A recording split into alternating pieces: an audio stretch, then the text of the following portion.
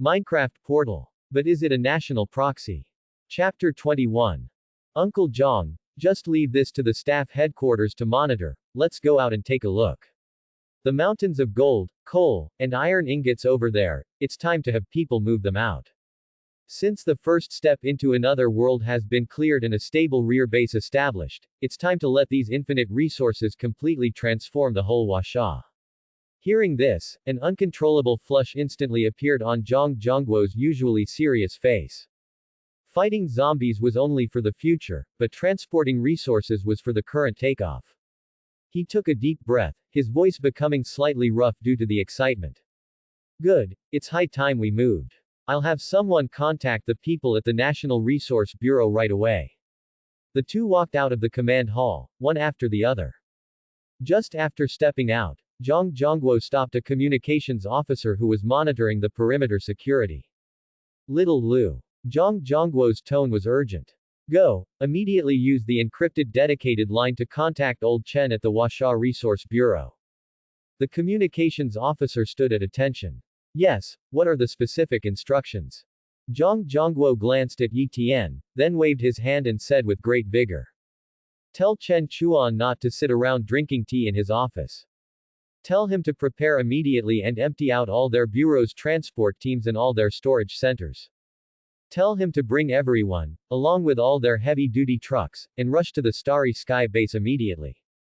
Just tell him one thing. Tell him to bring people to load the goods, and they are not allowed to leave until everything is loaded.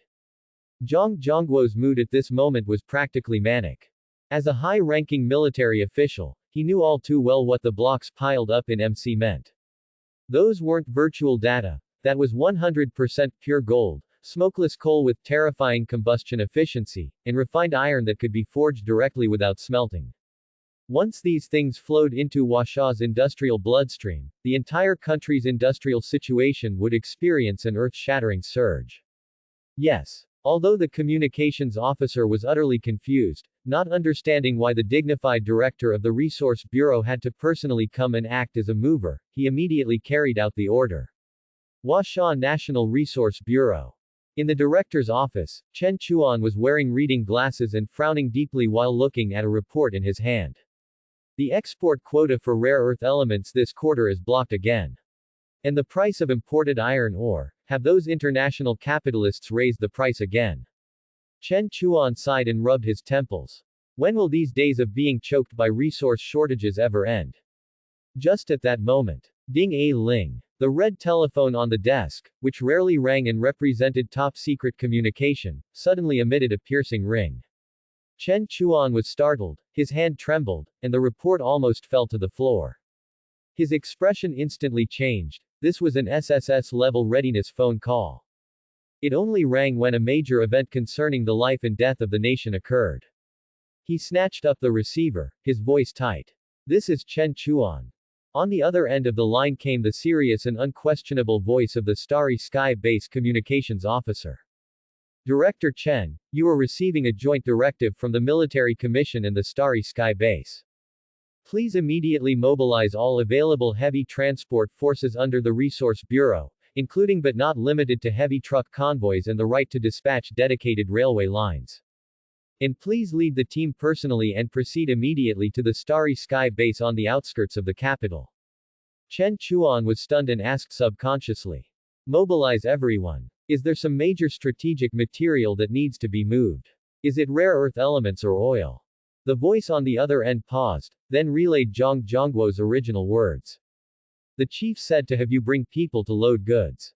Load goods. Chen Chuan was completely bewildered, his eyes nearly popping out. Using an SSS-level red phone and mobilizing national-level transport capabilities just to load goods. Which chief is playing this international joke? But the next second, the other party added. Director Chen, this is an SSS-level top-secret mission, concerning the nation's industrial lifeline for the next 100 years. The chief said, if you don't finish loading, you are not allowed to leave. Hearing the words, industrial lifeline for the next 100 years, Chen Chuan trembled all over, and his initial confusion instantly turned into shock. He was a smart man and knew that at this level, no one would joke around. Since they said it was loading goods, then these goods must be world-shattering. Understood. Chen Chuan suddenly stood up and roared into the phone. Please rest assured, Chief.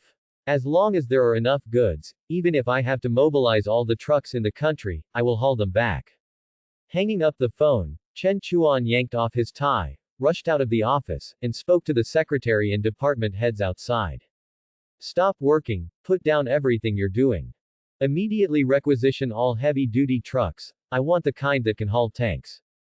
Empty the 3 nearest national-level strategic reserve depots in the capital for me, don't even leave a mouse behind. Everyone, follow me. What are we going to do? Don't ask. If you ask, we're going to move mountains of gold and silver. Outside the command hall, the flush on Zhang Zhongguo's face had not completely faded, filled with excitement and anticipation. He rubbed his large, calloused hands, turned back to look at Yi Tian, who also walked out of the hall, his voice still booming. Little Tian, that old boy Chen Chuan is probably jumping up and down right now. I told him to bring all his best equipment to ensure all our goods are loaded and taken away. Hearing this, a slight smile appeared on Yi Tian's face, but immediately, he looked around the heavily guarded underground base, which exuded an aura of strict entry-only security, and raised a crucial question.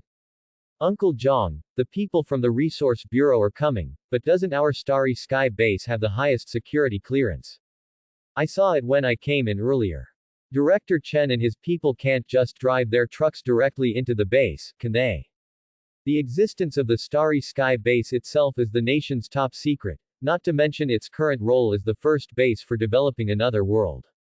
Forget letting a bureau's transport convoy enter, even Chen Chuan himself couldn't touch the base's main gate without the highest authorization. The entire base is like a giant one-way valve. For absolute safety, external materials and personnel are only allowed to enter after multiple layers of screening. As for any information, materials, or even personnel inside, trying to get out is nearly impossible. These stringent security regulations had now become a huge obstacle to transporting massive amounts of resources outward. Haha, you hit the nail on the head. Zhang Zhongguo nodded approvingly, displaying a proud expression that seemed to say, did you think we hadn't considered this? That's right, the Starry Sky base currently has an SSS security clearance. Let alone Chen Chuan, even I couldn't take a single document out of here without an autograph order from old Li. The entire base is an entry-only steel fortress to the outside world, nothing is allowed to leave. Speaking of this, Zhang Zhongguo changed the subject and mysteriously pointed to the metal floor beneath his feet. However, if we can't go above ground, we can go underground. His eyes gleamed with wisdom as he spoke in a deep voice. When we first built this base, we already reserved a special transportation route, a line buried 300 meters underground. It can transport goods from inside the base directly to a secret transit station 15 kilometers away, using a fully automated conveying system. Zhang Zhongguo paused, his gaze fixed on Yi Tian, and asked the question he cared about most. But Xiao Tian, what's the principle behind you taking things from the Minecraft world? Do you need to open a portal like opening at a specific location? Or? His tone carried a hint of nervousness and anticipation. If we go to that underground transport station now, can you stand next to the conveyor belt, conjure the items out of thin air, and then directly place them on it for transport? This question was crucial. If Yi Tian had location restrictions for retrieving items, they would have to replan, or even build a dedicated retrieval area for him within the base. But if not, it would be much simpler. Yi Tian looked at Zhang Zhongguo's nervous expression and smiled easily. He raised his hand, pointed to his temple, his voice calm yet full of absolute confidence. Uncle Zhang, have you forgotten when I demonstrated taking out gold in the base before? That world is like it's in my mind, it's a part of me. As long as I want to, no matter where I am, I can directly bring things from inside it to my side. Just like this. Before his words finished, Yi Tian flipped his wrist. Clatter. A perfect cubic gold block, shimmering with a warm golden light, appeared on the ground without warning. Zhang Zhongguo's eyes widened as he stared intently at the gold block, then burst into an uncontrollable, suppressed laugh. Good, good, this is great. He slapped his thigh heavily, all his worries vanishing into thin air. Let's go, we'll head to the transport route now. Today we're going to load up that old fool Chen Chuan's truck until its tires burst. With that, Zhang Zhongguo took the lead, guiding Yi Tian towards a special passage deep within the base. The two walked on, passing through several heavy gates requiring dual iris and genetic verification, finally arriving at an unassuming alloy elevator. The elevator's interior was vast, large enough to accommodate a light tank, but it had no floor buttons, only a downward arrow sensor area. Zhang Zhongguo placed his palm on the sensor. Permission confirmed. General Zhang Zhongguo. Destination: 3rd Underground Level, Central Cargo Transit Hub. Rumble. Accompanied by the deep whirring of machinery, the entire elevator began to descend rapidly. Yi Tian could clearly feel a sense of weightlessness and the pressure change in his eardrums. The depth of this descent far exceeded his imagination. After nearly a full minute of descent, the elevator jolted abruptly and slowly came to a stop. Ding! The heavy alloy doors silently slid open to the sides. The moment he saw the sight before him, Yi Tian couldn't help but gasp, his eyes filled with shock. Before him was an enormous underground cavern, impossible to describe with words. Above the dome, countless high-power industrial lights illuminated the area as brightly as day, their light reflecting off the intricate network of steel tracks and conveyor belts. This place was like a giant cargo port. Countless heavy-duty conveyor belts, 5 meters wide, snaked like interwoven steel pythons from the depths of tunnels in all directions, finally converging here. At this very moment, these conveyor belts were operating with extreme efficiency. Crates of precision instruments, living supplies, and weapons and ammunition from the outside world were precisely grasped, sorted, and then sent to different areas by robotic arms. The entire space was filled only with the roar of machines, with hardly any people visible. The high degree of automation made it seem like an efficient steel empire. Yi Tian gazed at this breathtaking scene, muttering to himself. Are all these supplies placed outside and then transported in by conveyor belt? That's right. Zhang Zhongguo stood beside him, his eyes full of pride. This is the esophagus of the Starry Sky base. After all external supplies arrive at the transit station 15 kilometers away, they are disassembled and packaged, then transported in through this underground, Dragon's Pulse. The entire process is unmanned, ensuring the base's absolute concealment and security. However, Zhang Zhongguo grinned, pointing at the conveyor belts that were continuously transporting supplies, his eyes gleaming with fanaticism. Starting today, this esophagus, which only takes in and never gives out, is going to start vomiting in reverse. And what it's about to vomit out is a miracle capable of rewriting the industrial landscape of all of China, and even the world. As Zhang Zhongguo's words fell, Yi Tian smiled calmly, stepped forward, and stood in the center of this torrent of steel and machinery. He said no more, simply and calmly raised his right hand, and with a gentle wave, gestured towards the vast, empty alloy ground before him, large enough to accommodate several football fields. In an instant, space, at this moment, showed visible distortion and warping. An indescribable, heavy pressure, as if from another dimension, descended out of thin air. Zhang Zhongguo's pupils suddenly contracted, and before he could recover from the shock of this spatial anomaly. Boom! Accompanied by a dull thud, the distorted space suddenly expanded outwards. Dazzling golden light, mixed with deep iron gray and pure jet black, surged wildly from the void crack like a breached flood. In just 1 second, a small mountain, constructed from countless 1 cubic meter blocks, appeared out of thin air in this massive underground transit hub. Gold blocks, iron blocks, coal. The three materials were distinctly separated yet tightly stacked together, instantly covering thousands of square meters of the huge empty space.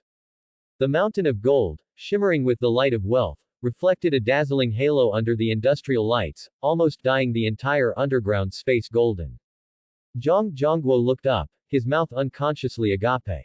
He had been a soldier his entire life and had seen many grand spectacles, but this scene before him.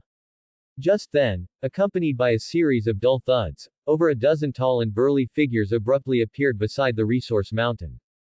They were, astonishingly, over a dozen iron golems, nearly 3 meters tall. Their appearance once again caused the hearts of the few monitoring guards nearby to stop, and they instinctively reached for their guns. Don't move, they're with us. Zhang Zhongguo was the first to react, shouting loudly. The dozen or so iron golems, upon seeing Yi Tian and Zhang Zhongguo, moved with surprisingly standard actions. With a clang, their movements perfectly synchronized, their metal right arms struck their metal chests, emitting a muffled thud, as they gave a standard military salute to the two. Reporting, Commander. The Sharp Sword Special Forces, 1st Squad, reporting for duty. A clear, resonant, and powerful human voice emanated from within the leading iron golem. Zhang Zhongguo looked at this group of steel warriors, and a fervent light once again burst forth in his eyes. Yi Tian nodded, pointing at the gleaming golden mountain, and issued a concise and clear command. Mission start. Place all these gold blocks onto that conveyor belt over there and transport them out. He paused, then added. These gold blocks have an extremely high density in the real world, each one is very heavy. As for how to unload them outside, that's a problem Director Chen and his team need to consider. Your mission is to send them all out. Yes, sir. Over a dozen steel warriors responded in unison without the slightest hesitation. The next moment, a breathtaking scene unfolded. An iron golem strode quickly to the golden mountain, extended its metal arm, thicker than an adult's thigh, and effortlessly, as if picking up a piece of tofu, cradled a cubic meter of the massive gold block in its arms. Then, it walked with heavy and steady steps towards the giant conveyor belt, which had already begun operating in reverse, leading to the outside world. Thump. With a loud thud, the gold block was placed firmly on the conveyor belt, causing the entire belt, made of special alloy, to visibly sink. The driving engine below let out a deeper, more powerful roar before slowly carrying the gold block deeper into the unknown dark tunnel. Immediately after, the second, the third, over a dozen iron golems transformed into the most efficient porters, silently and resolutely executing their orders, as one massive gold block after another, each enough to drive any national central bank insane, was continuously loaded onto the conveyor belt. 1 hour later. The secret transfer station 15 kilometers outside the Starry Sky base. A steel dragon composed of military heavy trucks and armored off-road vehicles slowly stopped outside the designated area after raising a sky full of yellow sand. Chen Chuan, director of the Resource Bureau, jumped down from the lead vehicle, lit a cigarette, took a deep drag, his eyes filled with anticipation and doubt. However, before the convoy could get close, a team of fully armed soldiers quickly advanced and stopped them. The leading major walked up to Chen Chuan, saluted, and spoke in a cold and serious voice. Reporting, Director Chen, by order of Superior Command, the Starry Sky base is currently under SSS level maximum security. All unauthorized personnel and vehicles are prohibited from approaching. Your convoy, please proceed to unloading platform number 3 for material handover. Chen Chuan was stunned. He could understand stopping the people behind him, but even he, the head of the Resource Bureau, was being kept out. He instantly understood. It seemed the waters of this Starry Sky base were even deeper than he had imagined. All right, I understand. Chen Chuan said no more, extinguished his cigarette, waved his hand at the convoy behind him, and then, alone, walked towards the so-called unloading platform number 3, led by a soldier. It was a huge semi-open warehouse, with a deep tunnel extending from within the mountain, ending at the far end of a massive conveyor belt. Rumble. The heavy sound of machinery operating came from deep within the tunnel. He squinted, staring intently at the dark opening, wondering what surprise that old man Zhang Zhongguo had prepared for him. Was it some new type of alloy? Or some groundbreaking energy ore? The next second, when the first object fully emerged from the shadows and was exposed to the sunlight, Chen Chuan felt as if he had been struck by lightning, instantly freezing in place. The half-smoked cigarette in his hand silently slipped and fell to the ground. At this moment, his eyes were wider than brass bells, staring intently at the square object slowly moving towards him on the conveyor belt. What was that? Was that a piece of gold? No, impossible. Chen Chuan's first thought was absurdity. There was no such gold block, a full cubic meter, like a giant golden block of tofu. It exuded that aura, coveted by the soul, that only the purest gold possessed. However, before his brain could process the information from this surreal shock, the second, the third, the fourth, identical massive gold blocks emerged one after another from the dark tunnel, queuing up and slowly moving forward on the conveyor belt. Following closely were iron blocks of the same specification, emitting a cold metallic luster, as well as shiny black, dense coal blocks. They were continuous, inexhaustible, as if the tunnel connected not to some underground base, but to an inexhaustible treasure trove created by gods. Director, what is that? Are they really moving mountains of gold and silver? A young technician responsible for dispatching nearby spoke with an uncontrollably trembling voice. All the drivers and workers who had rushed over upon hearing the news were now like stone sculptures. Their mouths were agape, their eyes vacant, their expressions frozen in extreme shock and bewilderment. The entire world, at this moment, seemed to have been muted. Only the rumbling sound of the conveyor belt and the moment each golden block emerged from the tunnel. Dead silence. The scene fell into a full half-minute of dead silence. Chen Chuan tremblingly raised his hand, pointing at the slowly approaching giant golden mountain, and with difficulty squeezed out a few words from his throat. Quick, hurry, get all the vehicles I've got stored away over here. Until a roar echoed across the unloading platform bathed in golden light. What are you all standing around for? Chen Chuan's eyes were bloodshot, looking utterly insane, as he roared with all his might. Forklifts, heavy trucks, everything that can move, get them all over here. Transport the gold blocks, load them up, quickly. This furious roar instantly jolted everyone. Yes, Director. Quick, heavy forklifts number 3, 5, and 7, immediately get into position. All heavy truck drivers, immediately back into the loading bays, quickly, quickly, quickly. The previously stunned crowd, like an activated ant colony, instantly erupted with unprecedented vigor. Shock, horror, disbelief, all emotions at this moment transformed into the fervor and excitement brought by an adrenaline surge. The roar of engines rose and fell, huge heavy forklifts bellowed, their specially made giant steel forks carefully and slowly inserted into the bottom of the massive gold block. Accompanied by the engine's roar, the first gold block, weighing over 10 tons, was steadily lifted from the conveyor belt and then precisely placed into the cargo bed of a super-heavy truck with 12 massive tires, which had been waiting for a long time. Clang! With a dull, earth-shattering thud, the tires of the heavy truck sank sharply, groaning under the unbearable weight. However, this was just the beginning. Just as the frantic loading operation unfolded in an organized chaos, Chen Chuan, as if his soul had been lost, walked step by step towards the deep tunnel entrance, his feet moving uncontrollably. He stood at the edge of the conveyor belt, straining to look inside. That glance made his heartbeat, which had just barely calmed down, race wildly once more. Inside the tunnel, a bright industrial light illuminated the path every so often. And under the glow of those lights, an endless stream of resources, made up of gold blocks, steel blocks, and coal blocks, slowly extended from the deepest darkness. His gaze passed 10 lights, 20 lights, 50 lights, and at the end of his vision, it was still illuminated by light, reflecting a dazzling golden glow. That conveyor belt seemed to have no source at all. It was like a passage running through the earth, with the other end connected to a core composed entirely of gold, steel, and coal. This, so much. Chen Chuan's lips trembled as he murmured. He couldn't see how much more there was behind it.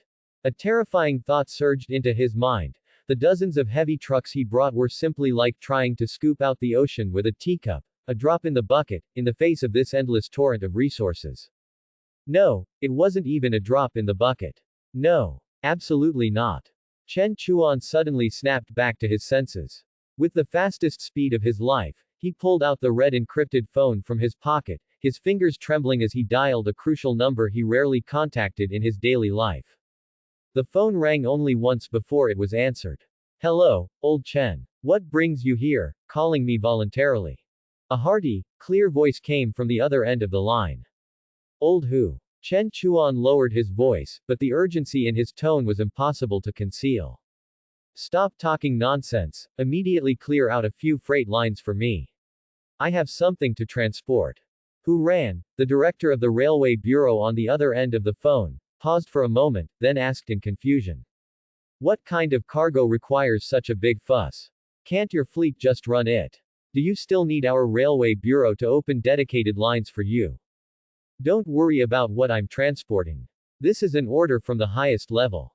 You just need to execute it now.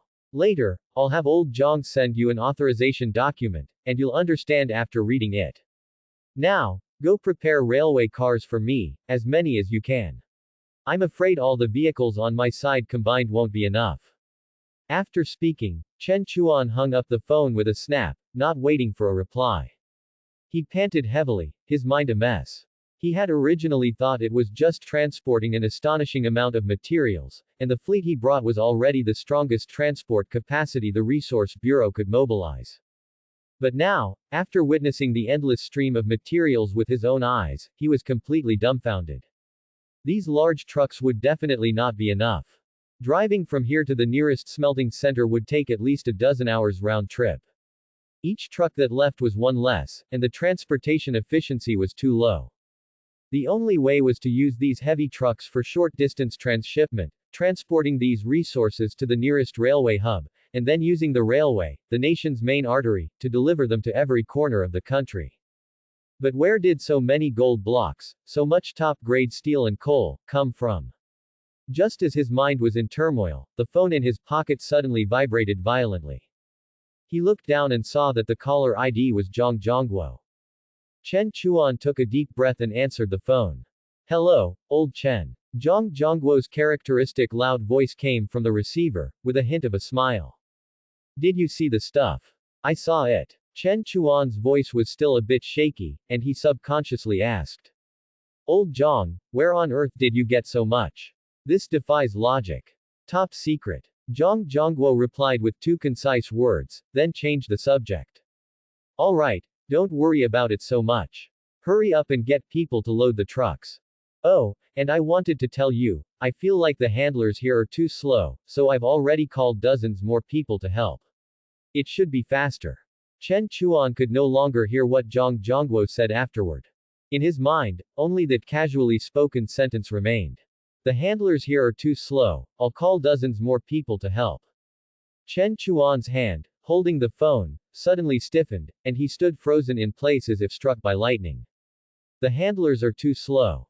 He looked at the continuous flow of gold, gushing out like a river, and then thought of Zhang Zhongguo's words. Just how many gold blocks were still behind that? The bottleneck of this transport line wasn't the transport capacity, nor the loading and unloading capacity, but rather that the people placing items on the conveyor belt at the source weren't fast enough. Hello, old Chen. Are you still listening? Hello, old Chen. Zhang Zhongguo's shouts pulled Chen Chuan back from his endless shock. Oh, yes, I am. Chen Chuan suddenly came to his senses and said hurriedly. Old Zhang, listen to me, I don't have enough trucks here. You quickly talk to the railway bureau. I'll drive the trucks directly to the nearest freight station and let the railway transport the goods out. On the other end of the phone, Zhang Zhongguo laughed heartily. Ha ha ha, don't worry, Elder Li has already personally spoken to the railway bureau. Alright, you go ahead and get busy. I have an emergency meeting coming up to discuss the distribution plan for these items. I'm hanging up now. Beep beep beep. The call was disconnected. Only Chen Chuan was left standing there blankly, with the roar of heavy trucks and the growl of forklifts in his ears. And before his eyes, that golden dragon still slowly emerged endlessly from the depths of the dark tunnel. Outside the underground transfer hub, Yi Tian and Zhang Zhongguo stood side by side, behind them the resource mountain being frantically mined, and that seemingly endless underground transport dragon vein. Zhang Zhongguo had just put down the phone, his face already replaced by an uncontrollable ecstasy. Uncle Zhang, how is it? Has Director Chen started working on it? Yi Tian looked at his expression and asked with a smile. More than just started. Zhang Zhongguo slapped his thigh, his voice booming. That old fellow Chen Chuan, I estimate his soul must have almost flown away. He couldn't even speak clearly on the phone just now, and now he's shouting that he doesn't have enough trucks. Yi Tian nodded, not at all surprised by this. Resources in the Minecraft world are calculated in units of stacks, with each stack containing 64 items, and each slot in his backpack can hold countless stacks. What he just took out was merely a drop in the ocean, yet it was enough to create such a shocking scene. As long as things proceed smoothly on their end. Yi Tian's gaze turned towards the depths of the base. The meeting should be starting soon. Let's go, Uncle Zhang, let's see how our think tank plans to distribute these heaven-sent gifts. The two no longer lingered, turning to take the internal high-speed elevator, quickly arriving at the core area of the Starry Sky base. Supreme Strategic Conference Room. The heavy, soundproof alloy door slid open silently, revealing a huge circular conference room. The floor was as bright as a mirror, and above the dome was a simulated blue sky with white clouds. In the center of the conference room was a massive circular conference table capable of seating hundreds of people. At this moment, more than 50 elites, dressed in various uniforms or Zhongshan suits, were already seated at the table. Some had shining general stars on their shoulders, while others looked like refined scholars. But without exception, everyone's eyes were sharp as eagles, their temples bulged, and they exuded a calm aura of strategic planning and decisive victory. This was the strongest brain of Huaxia. The Strategic Planning Department of the staff headquarters, and top experts from various research institutes. Seeing Yi Tian and Zhang Zhongguo enter, the low-voiced discussion ceased, and everyone collectively called out. Greetings, Chief. This greeting was primarily directed at General Zhang Zhongguo. However, their gazes towards Yi Tian were even more complex, filled with an excitement akin to seeing a living deity. Good. Zhang Zhongguo waved his hand and sat down at the head of the table with Yi Tian. Yi Tian surveyed the room, his calm gaze sweeping over every face present. Without pleasantries, he spoke directly. Gentlemen, I presume you are all generally aware of the situation. The first batch of gold, iron ingots, and coal has already begun to be transported to the outside world via underground transport lines. The purpose of this meeting is for all of you to come up with the most detailed and efficient distribution and utilization plan in the shortest possible time. Yes. Everyone responded in unison, their eyes gleaming with wisdom and excitement. No sooner had he finished speaking than an elderly man with glasses and a refined demeanor stood up. He adjusted his glasses and spoke with agitation. Reporting, Chief, I am Li Jianye from the Chinese Academy of Sciences Institute of Energy. Just now, we received the preliminary analysis report of the first coal sample through remote data transmission. He took a deep breath, his voice trembling slightly with excitement. The analysis results are nothing short of miraculous. The calorific value of this coal is more than 30 times that of the highest quality anthracite on Blue Star. More importantly, it produces almost no sulfides, dust, or other pollutants during combustion. It is a truly perfect clean energy source. Upon hearing this, the entire conference room instantly erupted. My suggestion is. Professor Li Jianye forcefully waved his hand. Immediately, with the highest priority, restart all thermal power plants in the country that were shut down due to environmental and resource issues. Let them operate 24 hours a day, generating electricity at full capacity. I agree. Yi Tian nodded decisively. This plan is feasible. Not only should they be restarted, but they should also operate at overload. Zhang Zhongguo slammed the table, adding, his voice full of dominance. 1 week. Within 1 week, I want all thermal power plants to be brought back to life. Then, I want electricity prices to be driven down hard, so that people across the country can use the most stable and cheapest electricity in the world. Exactly. Another strategic staff member immediately stood up, his eyes blazing with brilliance.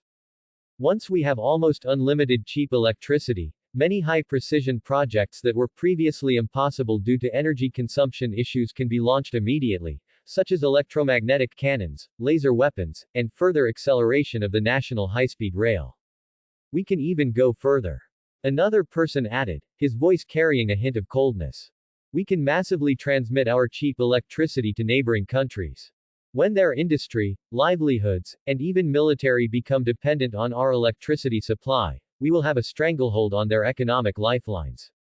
One groundbreaking proposal after another was thrown out, and the atmosphere in the entire conference room had completely ignited.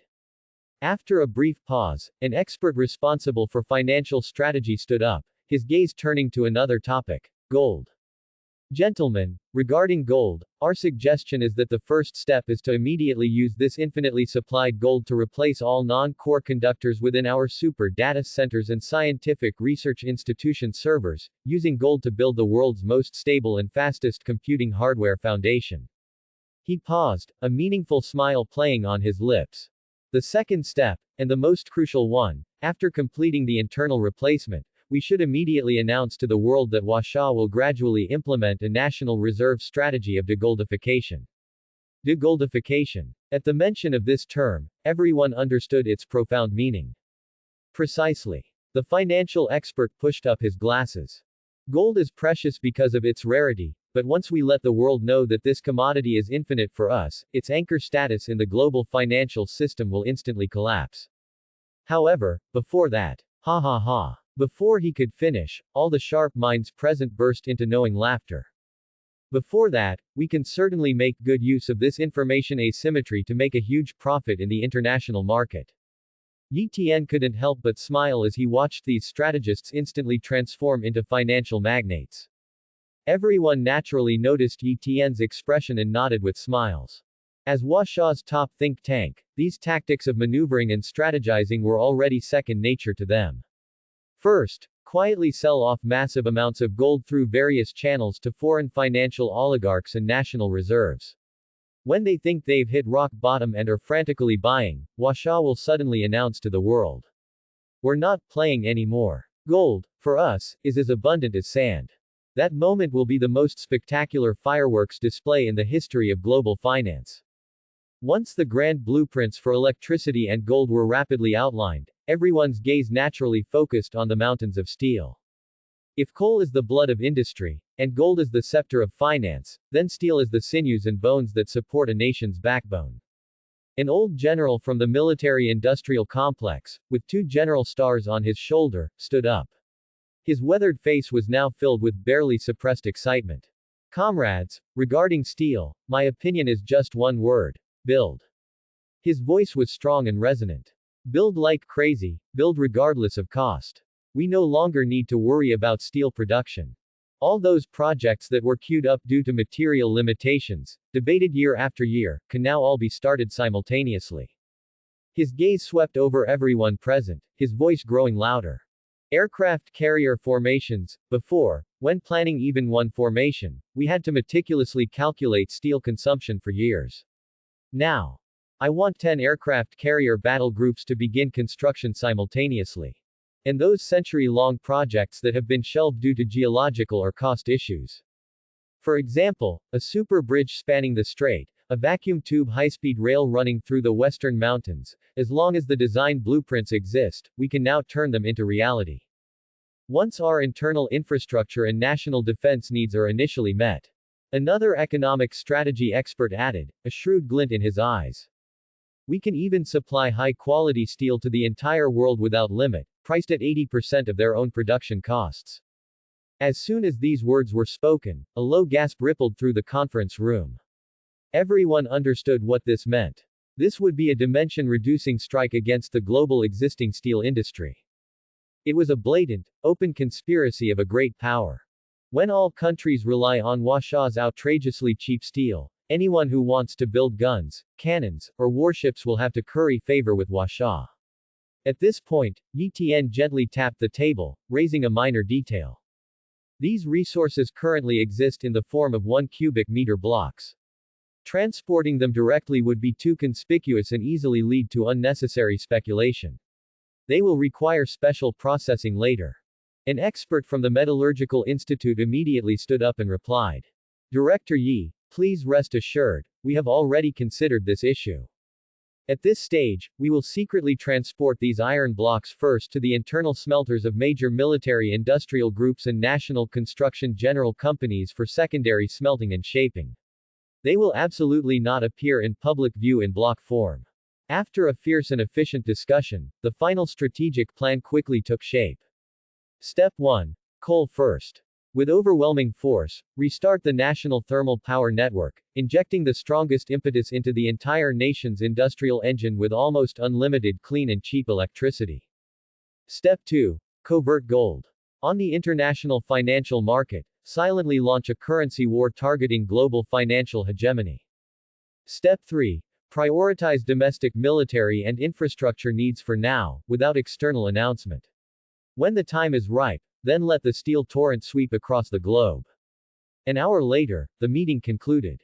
A strategic plan, the crystallization of Huasha's top wisdom, capable of changing the world order, was simply presented before Yi Tian and Zhang Zhongguo.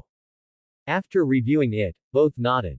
Zhang Zhongguo personally took the encrypted document and swiftly transmitted it via internal dedicated line to Elder Li's desk at the highest level. In the central office, Elder Li was poring over documents.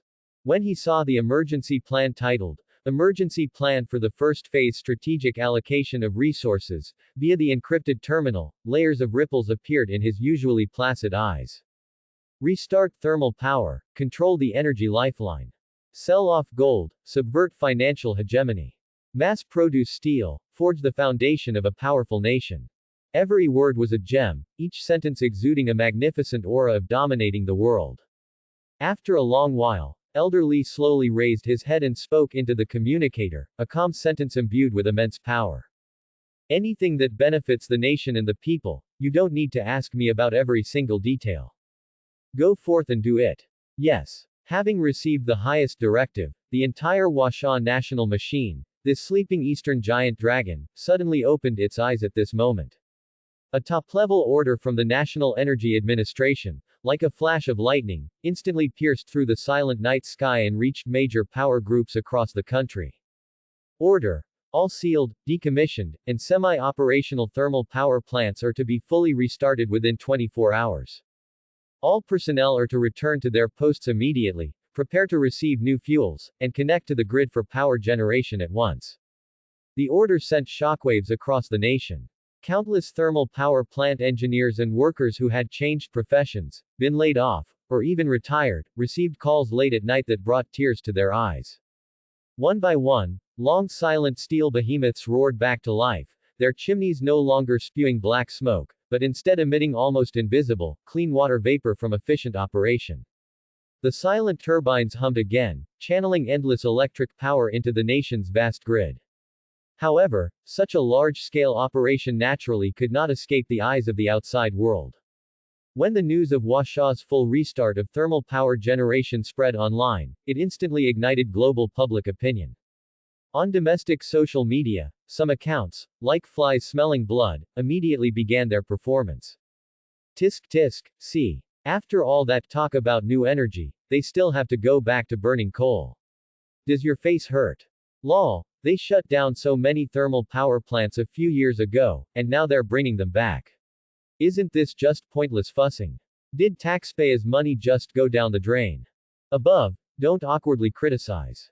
This is called retracing steps, just a cycle. We won again. Win. These sarcastic comments quickly spread across various comment sections. And this narrative was quickly picked up and exaggerated by foreign media. BBC. Huasha's energy policy suffers a major setback. Its promised carbon neutrality goals may become a dead letter. CNN. Shocking. While the whole world is developing clean energy, why is the Eastern Great Power doing the opposite? Is this due to economic decline or technological helplessness? Asahi Shimbun. This move undoubtedly exposes its predicament in the new energy sector. Reliance on traditional fossil fuels is a sign of a lack of foresight.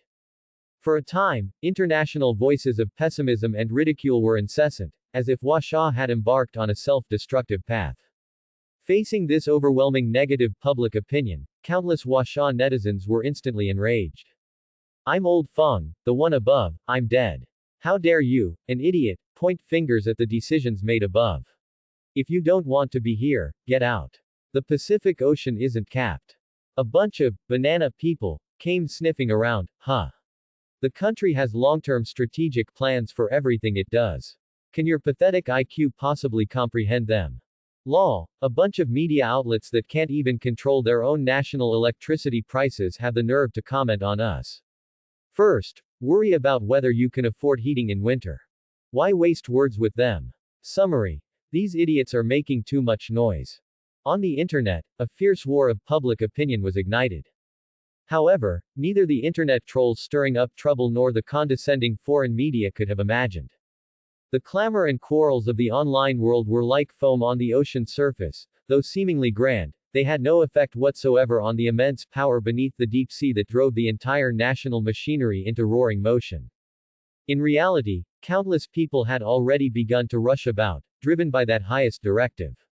In an old residential compound in a heavy industrial city in the north, Zhao Jianjun, over 50 years old, had just picked up his rice bowl when the piercing telephone rang. Hello, who is it? It's me, Lu Chang. Old Zhao, are you busy right now? On the other end of the line was his former colleague, his voice laced with an irrepressible excitement. Zhao Jianjun's heart skipped a beat, and he quickly put down his bowl and chopsticks. No, I'm not busy. What's wrong? The factory, it's alive again. Lu Cheng's voice sounded as if he had been injected with a stimulant. The higher-ups have given a death order for us to return to our posts immediately.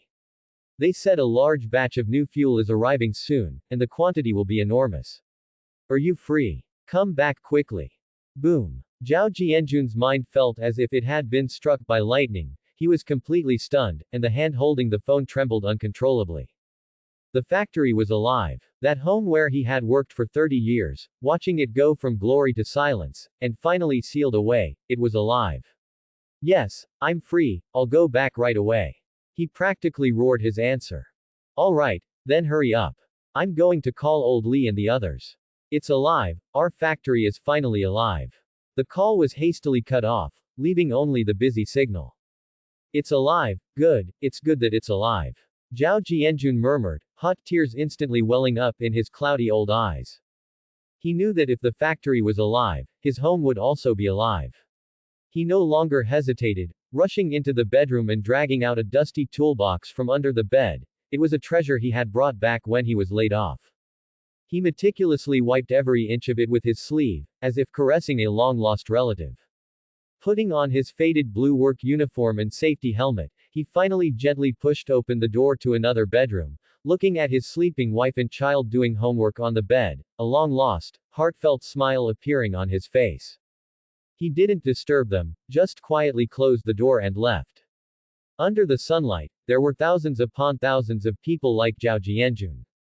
They emerged from every corner of the city, from different homes, converging into silent yet determined torrents, rushing towards the long-dormant factories. Meanwhile, the massive convoy commanded by Chen Chuan had already arrived at the secret railway hub located underground in the city. The area had long been fully taken over by heavily armed troops, and the air was thick with a chilling atmosphere. One by one, heavy trucks were guided into a huge underground platform.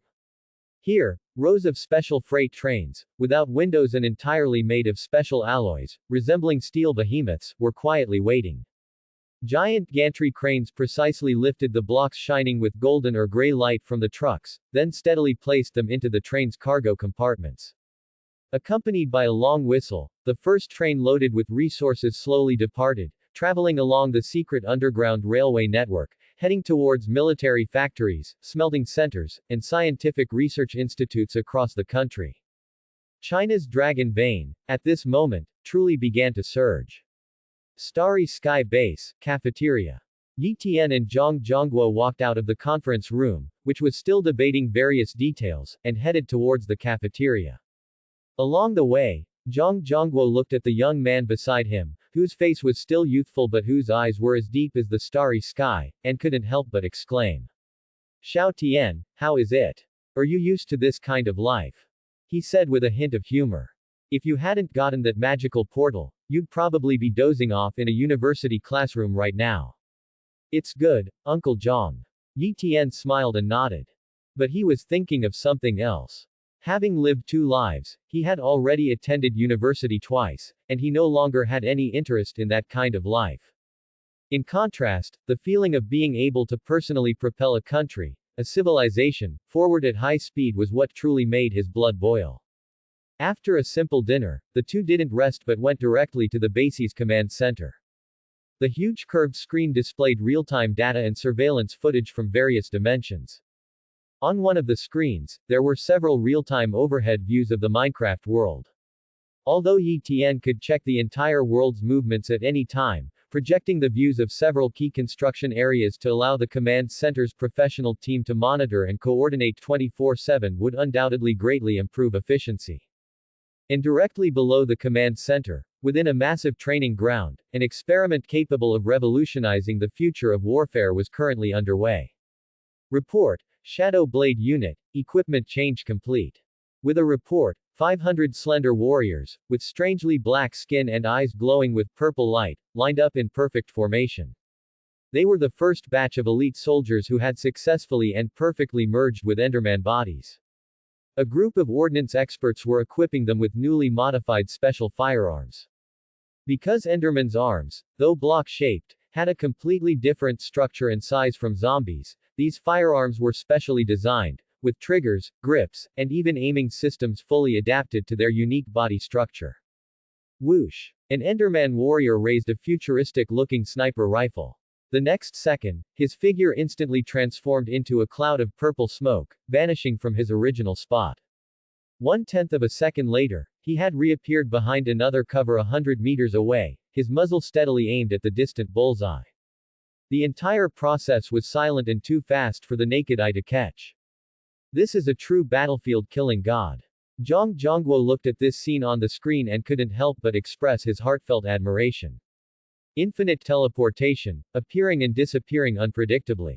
Imagine, when the enemy is fiercely exchanging fire with you, your target in front of you can disappear in an instant, then reappear behind you, above your head, any unexpected death corner. How can this battle even be fought? This isn't sneaky, this is a dimensionality reduction strike. Prepare to enter the zombie world for reconnaissance and clearance. Yi Tian looked at this unit, which had initially formed its combat power, and calmly issued the order. Yes. Soon, the 500 Enderman warriors, without hesitation, marched in neat steps, holding their instruments of slaughter, towards the portal. In front of the portal to the zombie world, a massive isolation channel, constructed from special alloy and high-strength glass, had been completed. Inside the channel, UV disinfection lamps, high-pressure air shower systems, and bioinformation sensors were all in place, ensuring that no unit from the opposite world would carry any unknown viruses or microorganisms into the Starry Sky base. 500 warriors of the Shadow Blade unit silently passed through this isolation chamber without the slightest pause, stepping directly into the purplish-black light curtain. The scene before them flickered, and the sensation of spatial temporal shift was fleeting. The next moment, they found themselves in a huge, half-finished base built in the MC style. The base had an obsidian foundation and walls made of cobblestone and steel blocks, exuding a sturdy yet rustic aesthetic. Looking around, there were still many Enderman moving blocks according to preset procedures, continuing the base's construction. Inside the command center, Yi Tian watched all of this through the monitoring screen, while communicating with the system in his mind. System, I remember you saying there would be a reward for establishing a base in the zombie world. The base is already taking shape, why hasn't the reward been issued yet? What is the current progress? Ding. The main body of the current outpost base is complete. After the host clears all zombies in this city, the entire city will be designated as the host safe zone base by the system. Rewards will then be settled and distributed uniformly. So that's it, I need to take over the entire city. Yi Tian nodded knowingly. Immediately, he issued instructions to the newly arrived Shadow Blade unit through the command center's communication system. Mission objective is clear: clear the entire city. Tomorrow, the Air Force will conduct a thermobaric bomb saturation strike on the main urban areas. Before that, you need to complete the clearing of the outer areas and conduct initial reconnaissance within the city. Understood. Inside the base in front of the portal, the leading Enderman warrior, Captain Li Mo, codenamed Ghost Shadow, responded in a deep voice. He then turned to face the 500 silent comrades behind him and issued a brief but powerful command. All personnel listen up. Form 5-person combat teams, advance outwards in a fan formation, free hunt. Move out. Yes, sir. The moment the words fell. Whoosh. Amidst the piercing sound of air being torn, 500 figures instantly transformed into swirling purple mist, vanishing without a trace. On the edge of the city ruins, Ghost Shadow Li Mo, with his 4 team members, silently appeared on the rooftop of a skyscraper. Biting cold wind swept past them, and the entire city was like a massive tomb, utterly silent. Hawkeye 1, Hawkeye 2, take high ground for free sniping. Iron Fist, Sledgehammer, follow me into the street. Maintain communication. Move out. Li Mo calmly issued the orders. Understood. 2 team members, armed with specialized sniper rifles, flickered and instantly teleported to the tops of two other tall buildings hundreds of meters apart. They expertly lay down and set up their sniper rifles. The massive gun bodies and recoil were nothing to them, possessing MC biophysiques. Through the high magnification scope, the wandering, sluggish zombies on the streets below became clear, living targets in their eyes. Bang! A dull gunshot broke the deadly silence. 1,000 meters away, a zombie's head exploded like a watermelon, splattering foul blood. Immediately after, bang! Bang! Bang! Frenzied gunshots, like popping beans, erupted from different corners of the city. The snipers of the Shadow Blade unit unleashed an extreme art of hunting.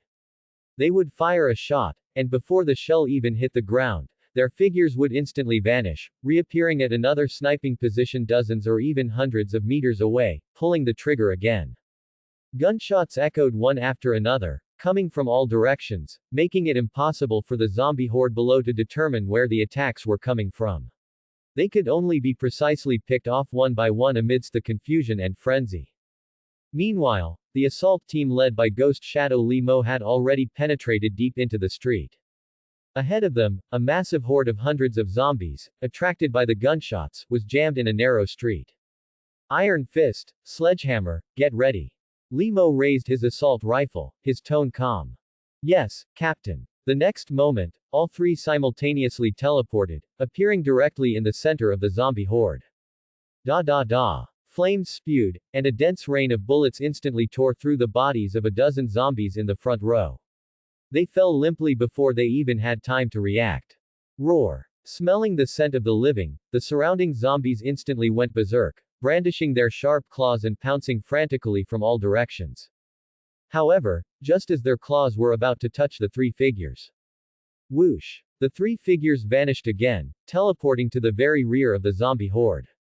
Da da da. Another round of merciless strafing, and the zombies in the back row fell. The zombie horde, which had just turned around, once again lunged at empty air.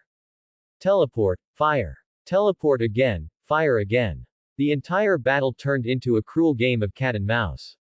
This horde, consisting of hundreds of zombies, enough to trouble any ordinary squad, was like mice being toyed with by a cat in front of the Shadow Blade squad.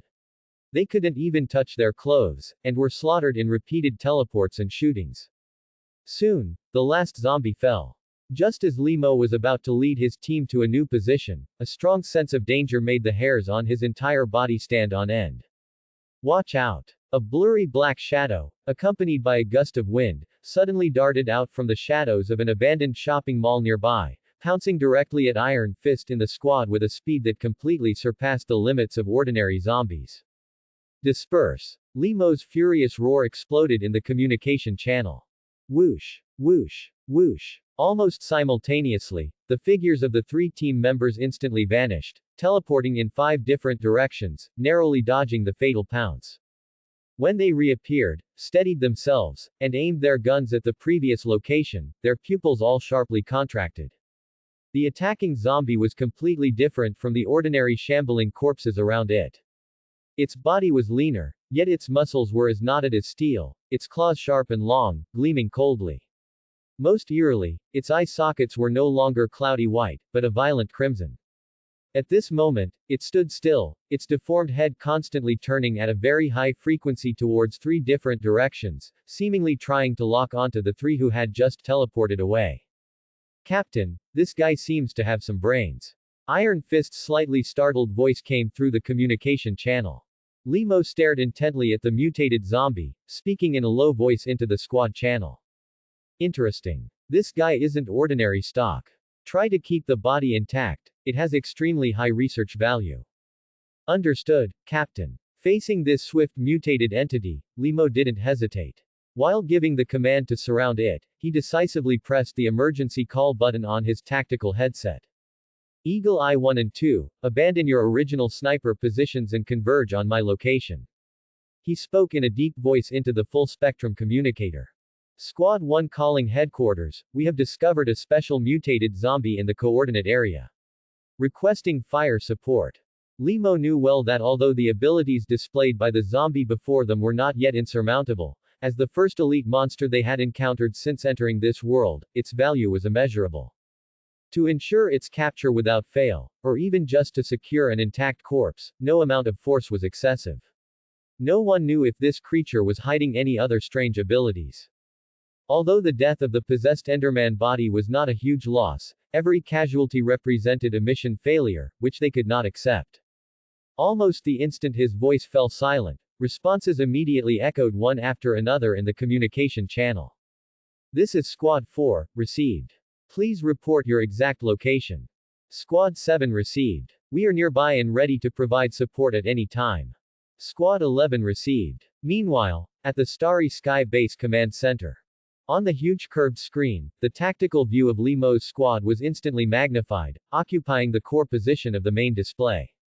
That strangely shaped, fast-moving mutated zombie was clearly displayed before everyone's eyes. A special infected entity has appeared. Yi Tian's eyes narrowed, and he immediately spoke to the commander responsible for battlefield deployment beside him. Immediately broadcast the beacon based on the real-time location of all squads, guiding the nearest teams to Squad 1 for support. Yes. The commander tapped rapidly on the virtual screen, and the order was immediately relayed via communication to the ears of every Shadow Blade warrior. Squad 4, teleport 3 kilometers to the direct right. Squad 11, teleport 5 kilometers due west. Squad 7, maintain current position, stand by, and blockade the south exit. Command after command quickly constructed an invisible net across the battlefield. The first 20 squads, proceed to support. The remaining squads, continue executing the cleanup mission. Yi Tian finally issued the general order. Received. Received. The first 20 squads, having received the precise coordinates, nearly 100 Shadow Blade warriors, no longer hesitated. Whoosh. Whoosh. Whoosh. Streaks of purple smoke continuously lit up and faded in the city ruins. In less than 10 seconds, hundreds of Enderman warriors wielding various firearms had silently appeared on the rooftops and street corners surrounding the mutated zombie, encircling it like grim reapers emerging from the shadows. Locked onto by 100 cold gazes, the mutated zombie also seemed to sense an unprecedented threat. It let out a low growl from its throat, stopped hesitating, and its figure suddenly moved, transforming into a blurry afterimage as it lunged straight toward the nearest warrior. The cold, gleaming sharp claws were raised high, striking down fiercely with the momentum of tearing everything apart. However, just as the sharp claws were about to touch the warrior's body, the warrior's figure vanished with a whoosh, turning into smoke, causing the strike to hit empty air. Open fire. Seeing this, the surrounding warriors instantly pulled their triggers. Dense streams of fire erupted from all directions, weaving into a net of death that enveloped the zombie head-on. Facing a hail of bullets strong enough to turn an armored vehicle into a sieve, the zombie displayed terrifying reaction capabilities. Its body twisted and dodged frantically with bizarre footwork, somehow managing to evade most of the bullets even in the airtight barrage. Be careful, this guy is too fast. It can even react to bullets. Although our teleportation is fast, it still requires a fraction of a second reaction time. If it gets close and we can't track its movements, we might be instantly killed before we even have time to teleport. The serious warnings of the warriors came through the channel. Everyone, immediately pull back and create distance. Lee Mo gave the command decisively. Without the slightest hesitation, all the warriors in the encirclement instantly activated their teleportation, vanishing from their spots. The next second, they had appeared on various hive points within a 1-kilometer radius, scattered in all directions, from the tops of skyscrapers to broken overpasses, all aiming their muzzles once again at the solitary figure in the center of the encirclement. Sniper squads, prepare. Let's test its limit reaction speed. Lee Mo issued a new order. Meanwhile, the warriors armed with assault rifles were positioned at an intermediate distance of about 500 meters, forming a second layer of firepower. They constantly monitored its every move, ready to instantly teleport away and ensure their absolute safety if it showed any sign of charging. Receiving Lee Mo's command, 40 snipers scattered across various locations simultaneously locked the crosshairs of their scopes firmly onto the mutated zombie's head. Fire. Bang. 40 muffled, massive gunshots exploded almost simultaneously. 40 specialized armor-piercing sniper rounds, trailing helical air currents and traveling at over 3 times the speed of sound, whistled toward the zombie from 40 different directions, sealing off all its evasion routes. Just at the moment the bullets flew within 100 meters of it, the zombie suddenly moved. It surprisingly reacted later but moved faster, its body turning into a nearly invisible phantom just before the bullets reached it, as it charged madly in one direction. It chose the direction with the sparsest bullet trajectory, forcefully tearing open a gap in the cage of death formed by the 40 sniper rounds, and bolted away. It's trying to run. A warrior in that direction saw this and didn't hesitate. His figure flashed, teleporting onto a building a kilometer away, raising his rifle again for a predictive shot. Warriors in other positions reacted just as quickly, constantly changing their locations via teleportation, maintaining fire suppression against it. Dense gunfire echoed throughout the entire block. During the chase, the zombie suddenly swung its arm, and with a few crisp metallic clangs, several rifle bullets flying toward it were directly batted away by its iron-hard sharp claws. It can swat bullets away with its bare hands. Seeing this scene, Limo's eyes burst forth with an intense, burning light. This guy is definitely a mutated entity. Spare no expense, we absolutely cannot let it escape. Inside the command center, Zhang Zhongguo, Yi Tian, and the others also witnessed this scene clearly. Technical team, has the analysis report been completed? Zhang Zhongguo shouted at the technical staff beside him. On the screen in front of the technical staff member, the footage of the recent sniper shot was being replayed in extreme slow motion, at 1000th speed. Reporting, Commander, the preliminary analysis results are out.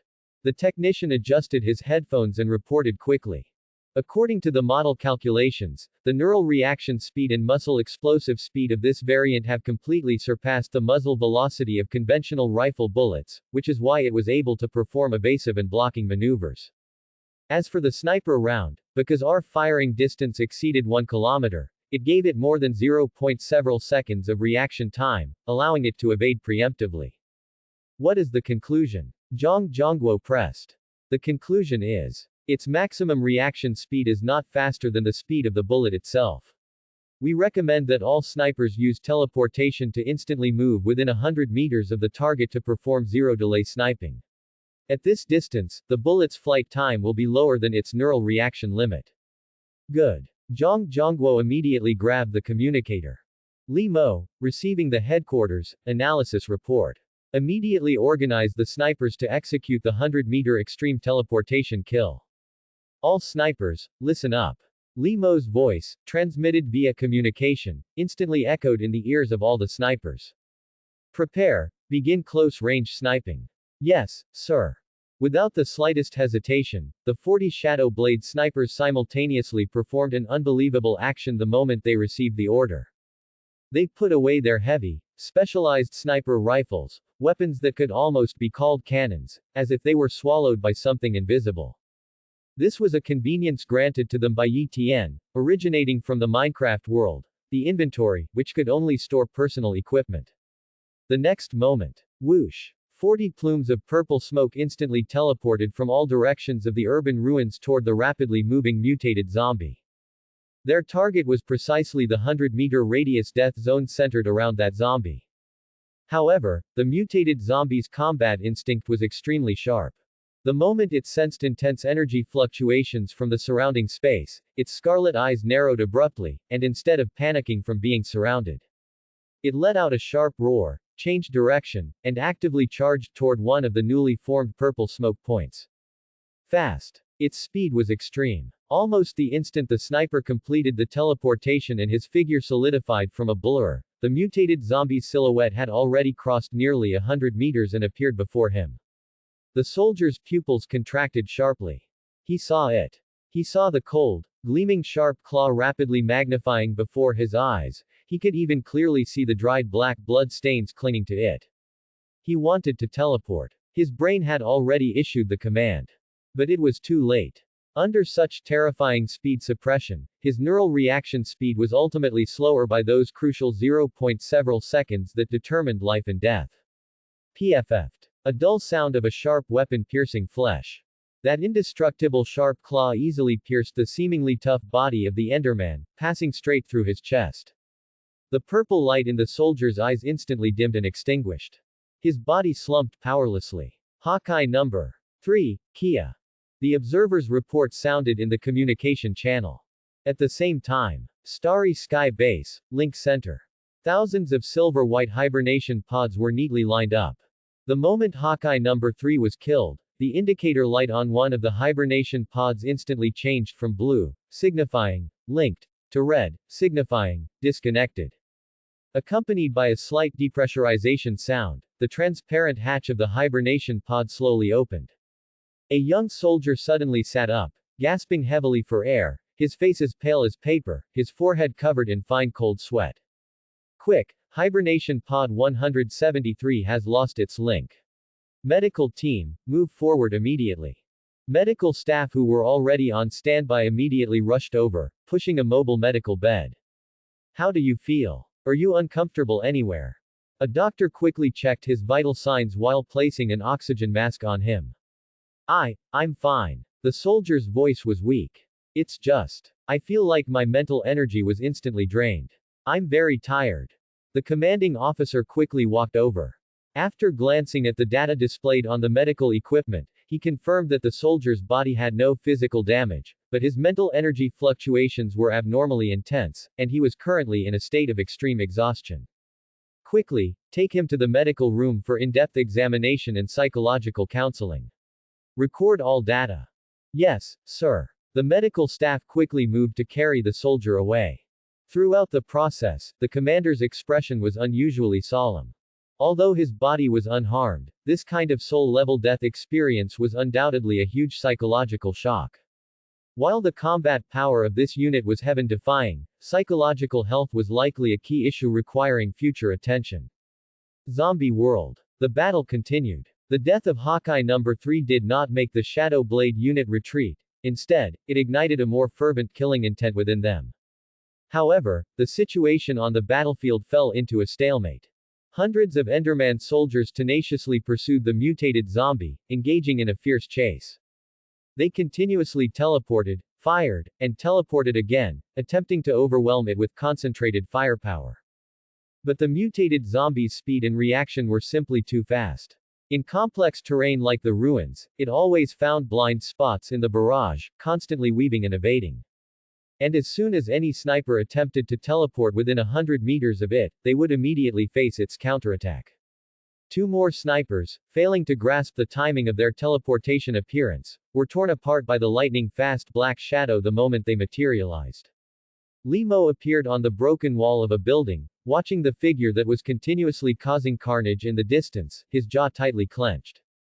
We can teleport close to it, but there's absolutely no time to draw, aim, and fire. That 0. Several seconds of stiffness is the fatal flaw. His brain was working at high speed. What should be done? What exactly should be done? For a monster that relies purely on reaction and speed, conventional tactics are useless. There must be technological intervention. A technology capable of surpassing the limits of human reaction. Auto-aiming. What is needed is a weapon that is extremely fast and capable of autonomous targeting and attack. A thought instantly flashed through his mind. Inside the command center, the atmosphere was heavy. Watching the screen, Zhang Zhongguo frowned as the Shadow Blade unit, even after sacrificing 3 warriors, still couldn't effectively contain the mutated zombie. Conventional tactics have failed. He slammed the command console, a look of decisiveness flashing in his eyes. Its speed and reaction time have exceeded the physiological limits of our warriors. Order. Without hesitation, he turned and issued an order to the dispatcher behind him. Immediately go to the armory and send in the complete set of the newly equipped Hive attack drone system. Have the Endermen in the base carry them in for support. Yes. The personnel immediately sprang into action. The Hive system, this was one of the cutting-edge technologies of Washa's military industry. It consists of a mother Hive launcher and thousands of fist-sized attack drones. Each drone is equipped with a high frame rate camera, an advanced AI targeting module, and a miniature electromagnetic cannon capable of firing special alloy needle rounds. They are the Grim Reapers of the sky, born for beyond visual range, high mobility, saturation strikes. Soon, sealed alloy boxes were quickly transported to the portal. Inside the outpost base in the zombie world, the native Enderman responsible for construction received the order, immediately put down the blocks in their hands, picked up the heavy alloy boxes, and with a flash, turned into purple smoke, rushing toward the battleground engulfed in gunfire. Captain, backup has arrived. On the battlefield, the excited voice of a squad member came through Limo's earpiece. He looked back and saw dozens of tall Endermen teleporting in from the rear, each carrying a silver-white box. Open them. The boxes were quickly opened, revealing the densely packed micro-drones arranged like a honeycomb. Everyone. A sharp light burst forth in Limo's eyes, and a bold and insane tactic instantly formed in his mind. Abandon conventional attacks. Switch to carrying the hives and performing blink airdrops. Use your teleportation to breach the beast's location with these little things, and release them at the closest range. Yes. All Shadow Blade warriors immediately took action. They stopped firing futilely and instead teleported to the supply point, each grabbing a dozen or so drones and cradling them. The next moment, an unprecedented three-dimensional hunt began. Whoosh! A Shadow Blade warrior, carrying drones, instantly teleported to a spot 50 meters in front of the mutated zombie. The moment he appeared, the dozen or so drones in his arms were activated. Like a disturbed swarm of bees, they buzzed, shot out of his grasp, and turned into a dozen streaks of black lightning, heading straight for the target.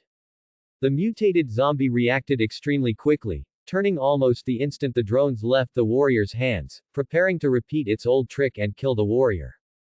But the warrior's mission was already complete. He teleported away again, reappearing in a safe zone hundreds of meters away. Meanwhile, those dozen or so drones had completely locked onto the mutated zombie. The high frame rate cameras mounted on the drones operated at thousands of frames per second. They frantically captured every movement of the mutated zombie, and massive data streams instantly poured into their internal AI modules. Target locked. Performing dynamic trajectory prediction. Prediction complete. Sharing information to swarm network. In an instant, these dozen or so drones, along with the thousands of drones released by other Shadow Blade warriors nearby, simultaneously received the shared predicted trajectory information. Fire. Without any delay, thousands of drones opened fire simultaneously. Thousands of alloy needle rounds, almost invisible to the naked eye, rained down like death, but they did not shoot toward the mutated zombie itself. Instead, they shot with extreme precision toward all possible locations where it would step or evade next. The mutated zombie's instincts made it sense the fatal danger. It frantically twisted its body, trying to dodge. The first time, relying on its abnormal reaction speed, it managed to find a minuscule gap in the predicted trajectories and narrowly dodged the attack. But, first attack missed. Data model correction. Enemy evasion pattern recorded. Initiating second round evolutionary inference. The speed of AI learning and evolution was terrifying. The second time, as another wave of blink airdrop drones swarmed in, their attack patterns became more bizarre and cunning. This time, the mutated zombie failed to completely dodge. PFF'd. PFF'd. Two needle rounds fiercely embedded themselves in its shoulder blades, drawing two puddles of black blood. Roar. The intense pain plunged it into complete frenzy, but what awaited it was the third, fourth, and endless rounds of optimized, conclusive strikes from the Skynet, derived through countless inferences. Once the AI's big data model had thoroughly analyzed its every movement, every evasion habit, and even every muscle twitch, the outcome of this battle was no longer in doubt. Its movements seemed slower and slower in the eyes of Skynet, and its evasion routes were predicted with increasing accuracy. Finally, during the fifth round of saturation strikes, thousands of needle rounds precisely covered every space it could possibly move into. PFF'd. Dozens of needle rounds simultaneously struck its body. And the most fatal shot, with absolute precision, entered through its eye socket and pierced its brain. The arrogant mutated zombie's body suddenly stiffened, its frantic running ceased abruptly, and finally, with a loud crash, it fell heavily to the ground, completely silent. Around it, hundreds of Shadow Blade warriors slowly emerged from the shadows. They silently looked at the corpse, which had been riddled like a sieve, their eyes devoid of joy. Quickly, transport the sample back to the base. Inside the command center, Yi Tian immediately issued the order. Several Shadow Blade warriors immediately stepped forward, jointly hoisting the heavy mutated body, preparing to transport it back. Just then, clink, a crisp sound. A fist-sized, rhomboid crystal stone, emitting a faint white glow, rolled out of the mutant's pierced skull and fell onto the ground. The nearest warrior immediately stepped forward and cautiously picked up the crystal stone, which was still warm. In the command center, Yi Tian clearly saw the crystal stone through the warrior's first-person view. Inside it, liquid light seemed to flow slowly, filled with a mysterious energy aura. There is something, indeed. A look of realization flashed in Yi Tian's eyes. This must be the root cause of the zombies' evolution. He immediately turned to Zhang Zhongguo beside him and said, Uncle Zhang, it seems our research work needs to be moved up. Immediately summon personnel to prepare a complete set of the highest standard biological laboratory equipment and transport it all to the outpost base in the zombie world. Also. He paused, his gaze deepening. Furthermore, select a group of the most elite biologists, geneticists, and material scientists from the Chinese Academy of Sciences. I need them to prepare to possess MC bio creatures, enter the world opposite, and conduct first-hand research. Bringing the zombie sample back to the real world. No, the risk is too great. Move the top scientists and laboratories directly into the zombie world. This is the safest plan. All right, I'll arrange it immediately. Zhang Zhongguo nodded heavily, excitement also visible in his eyes. Due to the zombie world, he had spent the entire previous night cramming zombie-related media, knowing that the drops from zombies with special abilities were usually related to those abilities. Starry Sky Base, inside the A3 Biological Laboratory. Several white-haired, National Treasure-level biologists were gathered around a high-precision electron microscope, fiercely discussing the structural model of a certain protein molecule. Suddenly, the laboratory's alloy door slid open silently. Several iron golems, nearly 3 meters tall, walked in with heavy, steady steps, and without a word, began effortlessly picking up the priceless precision equipment inside the laboratory. Hey, what are you doing? Be careful. That centrifuge was just imported, it costs tens of millions. The leading old expert, academician Yun Junhua of the Chinese Academy of Sciences, was so anxious his beard bristled and his eyes widened. The base liaison officer following the iron golems quickly stepped forward and respectfully explained. Old Yun, esteemed experts, please don't misunderstand. Upon receiving the highest directive, we urgently need to requisition your team and equipment to research a special zombie sample in the zombie world.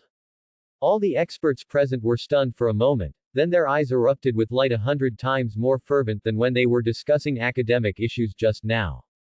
We can finally go in and research. The equipment is being urgently transported. Please prepare yourselves. Good, this is great.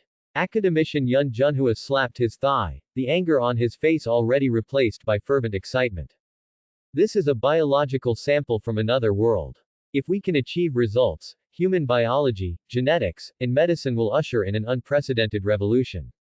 Soon, a dozen top experts from various fields, led by Yun Junhua, were invited to the Seoul Link Center. Under Yi Tian's personal guidance, their consciousnesses were precisely injected into a group of villagers summoned from MC. Zombie World, Outpost Base. A flash of light, and a dozen or so villagers wearing simple robes and sporting strangely large noses appeared inside the base. This is my new body. This is truly amazing. Yun Junhua shook his arm, feeling this body entirely composed of blocks, and expressed heartfelt admiration. However, the scientist's instinct quickly overcame his curiosity. His gaze was instantly drawn to the corpse of the mutated zombie resting in the center of the base. Quickly. He strode quickly to the side of the corpse, squatted down, and began examining it closely. Perfect muscle fibers. This is simply a treasure trove. Come on, old Yun. Another academician of materials science looked at the nearby white crystal radiating a faint glow, his eyes full of curiosity. Once all our gear is transported here, we must thoroughly study this thing. With the research team settling in, the outpost base became busy yet orderly. Meanwhile, the Shadow Blade unit's cleansing operation did not stop. Like phantoms in the dark night, they continued to explore deeper into this city of death, searching for more potential variants. Inside the command center, Yi Tian looked at everything on the screen, but his brow furrowed slightly. I wonder if there are still humans existing in this world. He murmured softly to himself. If they do exist, what would their strength be like? Zhang Zhongguo, standing nearby, keenly caught the fleeting worry on Yi Tian's face and asked in a low voice. What's wrong, Xiao Tian? Is there a problem? Uncle Zhang. Yi Tian turned his head, his expression serious. I suspect that there might still be human survivors in this world. An apocalypse capable of spawning such powerful variants has no reason not to allow humanity to evolve corresponding powers. I'm just thinking, if they also possess extraordinary abilities, then our contact might. Hearing this, Zhang Zhongguo's expression also grew solemn. He nodded and said in a deep voice. Indeed, your speculation has also been simulated by the guys at staff headquarters. Their conclusion is that the probability of human survivors existing is as high as 90%. Then, Yi Tian pressed for an answer. Uncle Zhang, what attitude has the higher-ups decided upon regarding these potential survivors? Zhang Zhongguo's expression paused slightly, and then a sharpness flashed in his eyes. Negotiation is best. We are all humans, we can sit down and talk properly, cooperating for mutual benefit. Refuse to comply. He paused, his tone becoming cold and resolute. Then, annihilate. A simple sentence, yet filled with undeniable dominance. Yi Tian understood. He understood the attitude of old Li and the others towards another world. This matter concerns the future of the entire Huaxia civilization. In the face of the massive wheel of national development, there is no room for mercy, and certainly no retreat. One can be friendly, but when it is necessary to be tough, one must be tough. With this understanding, Yi Tian had no further worries. He only needed to conquer this world and complete the system's mission. If there truly were survivors, as long as they didn't obstruct the path, it wouldn't matter. He glanced at the command center, where all tasks were proceeding smoothly and orderly. The entire base had entered a state of efficient, normal operation. Outside the window, the sky had completely darkened. Uncle Zhang, there's nothing major happening at the base. I've fixed the entrance to MC near the hibernation pods. Call me if there's an emergency. Alright. Zhang Zhongguo nodded. You've been busy all day, hurry back and rest. Yi Tian left the base, found Qi Ming, and got into the car returning to the separate courtyard. Inside the car, just as he closed his eyes to rest, a familiar phone ringtone suddenly sounded. He picked up his phone and saw a character that warmed his heart flashing on the screen. Mom. Yi Tian slid the answer button, a gentle smile appearing on his face. Hello, Mom. On the other end of the line, his mother Zhang Chunlin's familiar voice, tinged with a hint of urgency, immediately came through. Xiao Tian, where are you right now? Have you eaten? Mom, I've eaten. Yi Tian laughed. I'm in the capital right now. How about you? Are Dad and the others doing well? In an ordinary residential community in U City, Zhang Chunlin was holding the phone, her face full of confusion. We've all eaten, and we're doing well. She nodded, then changed the subject. Mom's calling to ask you something. What is it? Go ahead. Yi Tian was puzzled. Zhang Chunlin's tone turned even stranger. This afternoon, people from the government suddenly showed up. They said that, for special reasons, they want to move our whole family to the capital, and they even gave us a big resettlement fee. They also said it has something to do with you. At this point, Zhang Chunlin couldn't help raising her voice. Xiao Tian, be honest with Mom, have you gotten into some kind of trouble? Or am I being scammed? Zhang Chunlin was truly bewildered. Her son had clearly said he was quietly attending university in U City. How had he suddenly ended up in the capital? Now, government officials had even come to their door, offering to relocate them to the capital and claiming it was related to her son. No matter how she thought about it, it felt unreal. Hearing the confusion and worry in his mother's voice, Yi Tian felt a warm surge in his heart. He immediately understood. This must be Elder Li's arrangement. Bringing his family to the capital and placing them inside the tightest core protection circle was the most direct and effective way to keep him safe. Mom, don't worry, it's not a scam. Yi Tian slowed his tone, trying to sound calm and reassuring. It really is related to me. My status is a bit special now. I'm doing something important for the country. So moving you, Dad, and Xinline to the capital is also for your safety. He paused, adding apologetically. From now on, I probably won't have much time to return to U City. The other end of the line fell into long silence. After a long while, Zhang Chunlin asked in a trembling, incredulous voice. Really? Really? Yi Tian confirmed with a smile. So, Mom, are you willing to come to the capital? I can also arrange Xinline's schooling, absolutely the best schools in the capital. The question clearly caught Zhang Chunlin off guard. Go to the capital. Leave this small city they had lived in for decades. She didn't know how to answer and instinctively said. I'll ask your dad and the others. With that, she covered the receiver and shouted to the middle-aged man lying on the sofa watching the news. Old Yi, come here. Xiao Tian says those government people this afternoon were for real. He's working for the country now and needs to keep us safe. On the sofa, Yi Tian's father, Yi Zhanlin, bolted upright, his leisurely expression replaced by shock.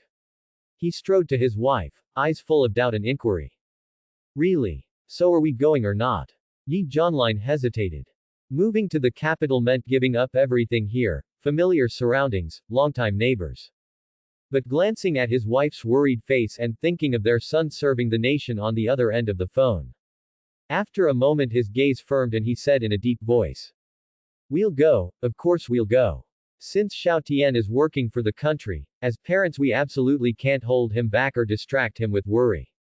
He paused, a proud smile appearing on his face. Besides, once we're in the capital we'll see him often. I want to see exactly what earth-shattering thing my son is up to merit such importance that the state sends people to escort us. Yi Zhanlin took the phone from his wife and said in a booming voice. Hey, you little brat, not bad. On the other end, Yi Tian couldn't help laughing at his father's familiar tone. Dad, so you've decided to come. Come, why wouldn't we? Excitement filled Yi Jianlin's voice. The capital, your old man's never been there in his life. This time I get to benefit from your success. The more he spoke, the more enthusiastic he became, as if he could already see his son's brilliant future. I knew you'd be extraordinary, always different from other kids, so smart, never cried or fussed, learned everything fast. Yi Tian listened to his father's praise, not knowing whether to laugh or cry. A reincarnated soul like himself crying like an ordinary infant would have been the real oddity. As for studying, with an adult's mind tackling grade school knowledge it was pure dimensional suppression, especially since he had learned it all before. Before university he had always been the prodigy in others' eyes. The reason he became ordinary only after university was that in his last life he had been run over by a truck right after the college entrance exam, before even setting foot on campus. Just then, a crisp, melodious teenage voice, tinged with excitement, cut in from the other end. Bro, are we really going to the capital? It was his younger sister, Yi Xinline, a 16-year-old in the bloom of youth, pretty and sweet-looking, now eagerly pressing her face to the phone. Really? Yi Tian had always doted on his sister and answered with a smile. The state even prepared a detached villa for me. When you arrive, you'll stay there, it's quiet, with no neighbors around. A villa. No neighbors nearby. Though young, Yi Xinline was exceptionally quick. She latched onto those two key points at once. In the capital, where every inch of land is worth gold, living in a villa was already beyond an ordinary family's imagination. Let alone having no neighbors around. Combine that with the government's earlier visit about protection. And she instantly realized that whatever her big brother was doing must be extraordinary. Bro. Yi Xinline's tone suddenly became excited. Does that mean I never have to work hard again? Scram, you still have to go to school. Yet he silently added in his heart. Honestly, there's really no need to strive, not just your lifetime, but the next few dozen generations of our Yi family have already been secured by me. Heh, bro, you're the best. Yi Xinline exclaimed in heartfelt admiration. Just as the family was about to chat more, Qiming in the driver's seat suddenly spoke softly through the car's intercom. Director, we've arrived. Got it. Yi Tian glanced out the window, the familiar silhouette of Qishan Villa was already in sight. He spoke into the phone. Alright, Xinline, I've arrived. Tomorrow I'll have someone come over and handle the transfer paperwork for you too. Pack up today, first thing tomorrow I'll send a private jet to pick you up. Okay, big brother. Go get some rest. Yi Tian hung up. Yi Xinline lowered her voice, shock and disbelief flooding every word. Mom, Dad, did you hear that? Someone just called brother. Director. Director. They knew their son was working for the country, but they never imagined it had reached this level. A bureau director, and from the conversation their son had answered as though it were perfectly natural. There was no doubt it referred to him. Yi Jianlin's hand holding the phone trembled slightly. His son was only 18. How had he already become a director? Could it be that I, Yi Jianlin, have truly fathered a Qilin son for the Yi family? A future that can glorify the ancestors and change the clan's destiny. Excitement made his whole body shiver. All right, enough wild guesses. Zhang Chunlin was the first to come back to her senses. She forced down the roaring waves in her heart and told her husband and daughter. Since Xiaotian doesn't want us to worry, let's not ask so many questions. Hurry, pack up. Tomorrow we leave for the capital. Night was as dark as ink. Qishan Villa lay in quiet serenity. After finishing the call with his family, Yi Tian's last trace of worry melted away. He stepped into the villa and instructed Qi Ming behind him. Brother Qi, please arrange a reliable team to U City to pick up my parents and sister. Handle my sister's transfer paperwork as well. Yes, Director. Qi Ming nodded respectfully. Rest assured, I'll arrange the jet and security tonight. I guarantee uncle, aunt, and the young lady will be brought to the capital safely and comfortably. Yi Tian gave a soft grunt, said nothing more, and walked straight to his room. Lying on the soft, comfortable bed, he idly opened his phone and skimmed the latest news. As expected, the front page headlines of every major outlet were dominated by the same story. Shock. After 5 years, the nation's thermal power plants restart overnight. Unprecedented. National Energy Administration issues emergency hiring order. Demand in power sector explodes, tens of thousands of jobs await. Return to work wave. Laid-off veterans reclaim posts, lighting up 1 million homes. Headline after headline packed with impact set the entire internet ablaze. What on earth is China up to?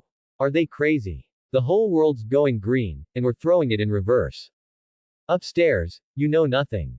Didn't you see? This restart uses a new clean fuel, almost zero pollution. The comment sections exploded, and the hashtag, China restarts thermal power, rocketed to the top of every hot search list, followed by a glaring red boom.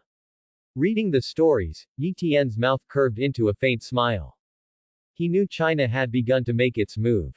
Electricity was only the first step. Wonder how the gold side is progressing. At that same moment, in a heavily guarded underground office of China's National Financial Security Center, the lights blazed.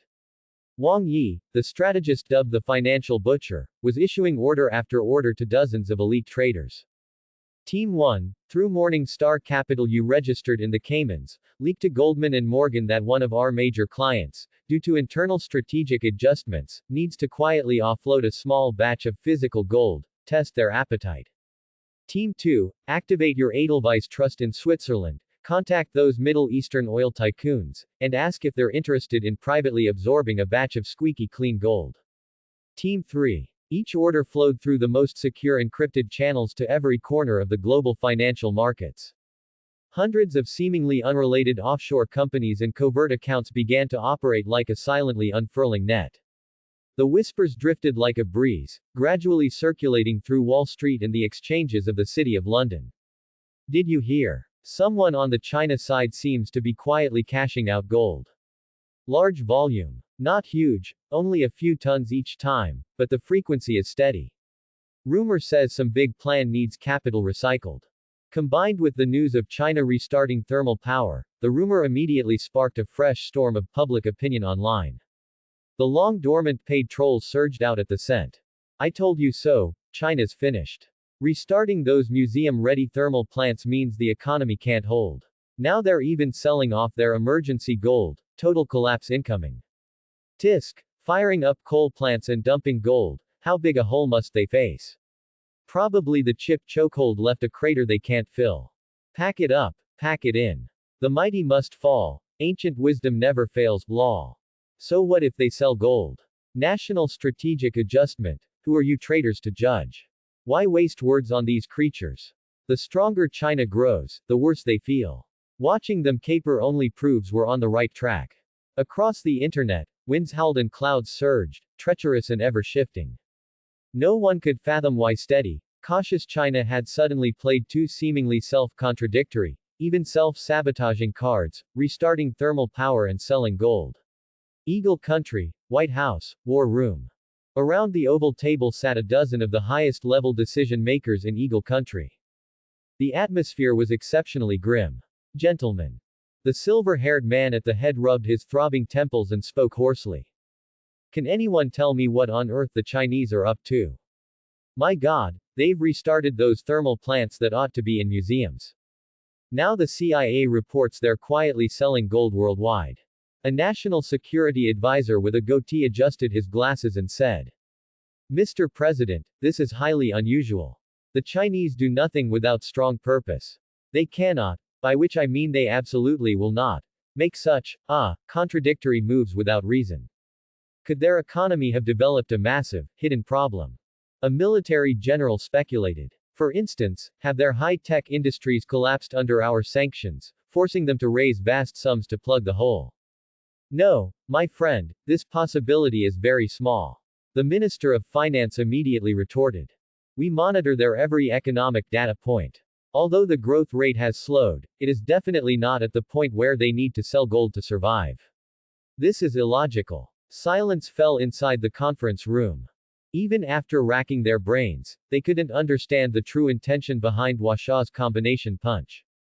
In the end, it was the blonde president who made the summary. It seems they are secretly making some small moves behind our backs that we can't understand. His gaze sharpened. Issue the order. Have the CIA and NSA point all satellites and all listening devices toward Huasha. I want to know the destination of every shipment of coal they transport recently. I want to know the flow of every ton of gold they sell. I want to know everything that is happening with them. Before figuring out their true purpose, we must observe carefully and cautiously. The first rays of dawn had just pierced through the thin fog of Jingcheng. Yi Tian was already up around 6 in the morning. After having a simple breakfast in the courtyard, he had Qi Ming drive him back to the Starry Sky base. The morning breeze was slightly cool, but the car interior was warm as spring. Director. Qi Ming reported while steadily driving the vehicle. Last night, following your instructions, the Dragon Tooth Special Operations Team was dispatched to U City. Based on the estimated time, they should have arrived and begun executing the mission. Yi Tian nodded, his gaze fixed on the streetscape rapidly receding outside the window, while he calculated the day's plan in his heart. The modified armed helicopters at the base, specialized for MC Bio, should be complete by now, right? Today, we will use thermobaric bombs to give the dead city a thorough clean sweep. The system's first phase mission should also be completed. Meanwhile, in U City, 1,000 miles away. It was morning self-study time at U City First High School, and the sound of reading filled the campus. A stern-looking man wearing a crisp black suit and sunglasses walked with steady steps into the school gate. The security guard at the entrance saw his extraordinary attire and knew the visitor was not to be trifled with. He was about to step forward to inquire as per routine. Before he could speak, the man in black had already handed over an official letter stamped with a bright red seal from his chest pocket. The security guard merely glanced at the letterhead and the seal, and his expression instantly changed. He immediately straightened his back, saluted, and silently moved aside. The man in black walked straight across the playground without looking sideways, following the information he had received beforehand, until he reached the office of the homeroom teacher for Class 1, Grade 3. After a brief exchange, the homeroom teacher, who wore glasses and looked refined, shook his head with a troubled expression. I apologize, sir. Transferring schools is a serious matter, especially at this critical juncture. I cannot make the decision. How about this? I will take you to see the principal. Soon, the two arrived at the principal's office. After hearing the man in black's intention, the white-haired old principal refused without hesitation. No, absolutely not. He waved his hand vigorously, his tone firm. Student Yi Xinline is the most promising candidate in our school to aim for the top score in this year's provincial college entrance exam. How can you just take her away with a single word? This is against the rules. The old principal had his own considerations. A provincial number 1 student meant supreme honor for U City First High School, a school that was not a top-tier prestigious institution. It meant better quality students and more educational funding in the coming years. He absolutely did not want to let go of this golden signboard. Seeing the principal's resolute appearance, the man in black's expression did not change in the slightest.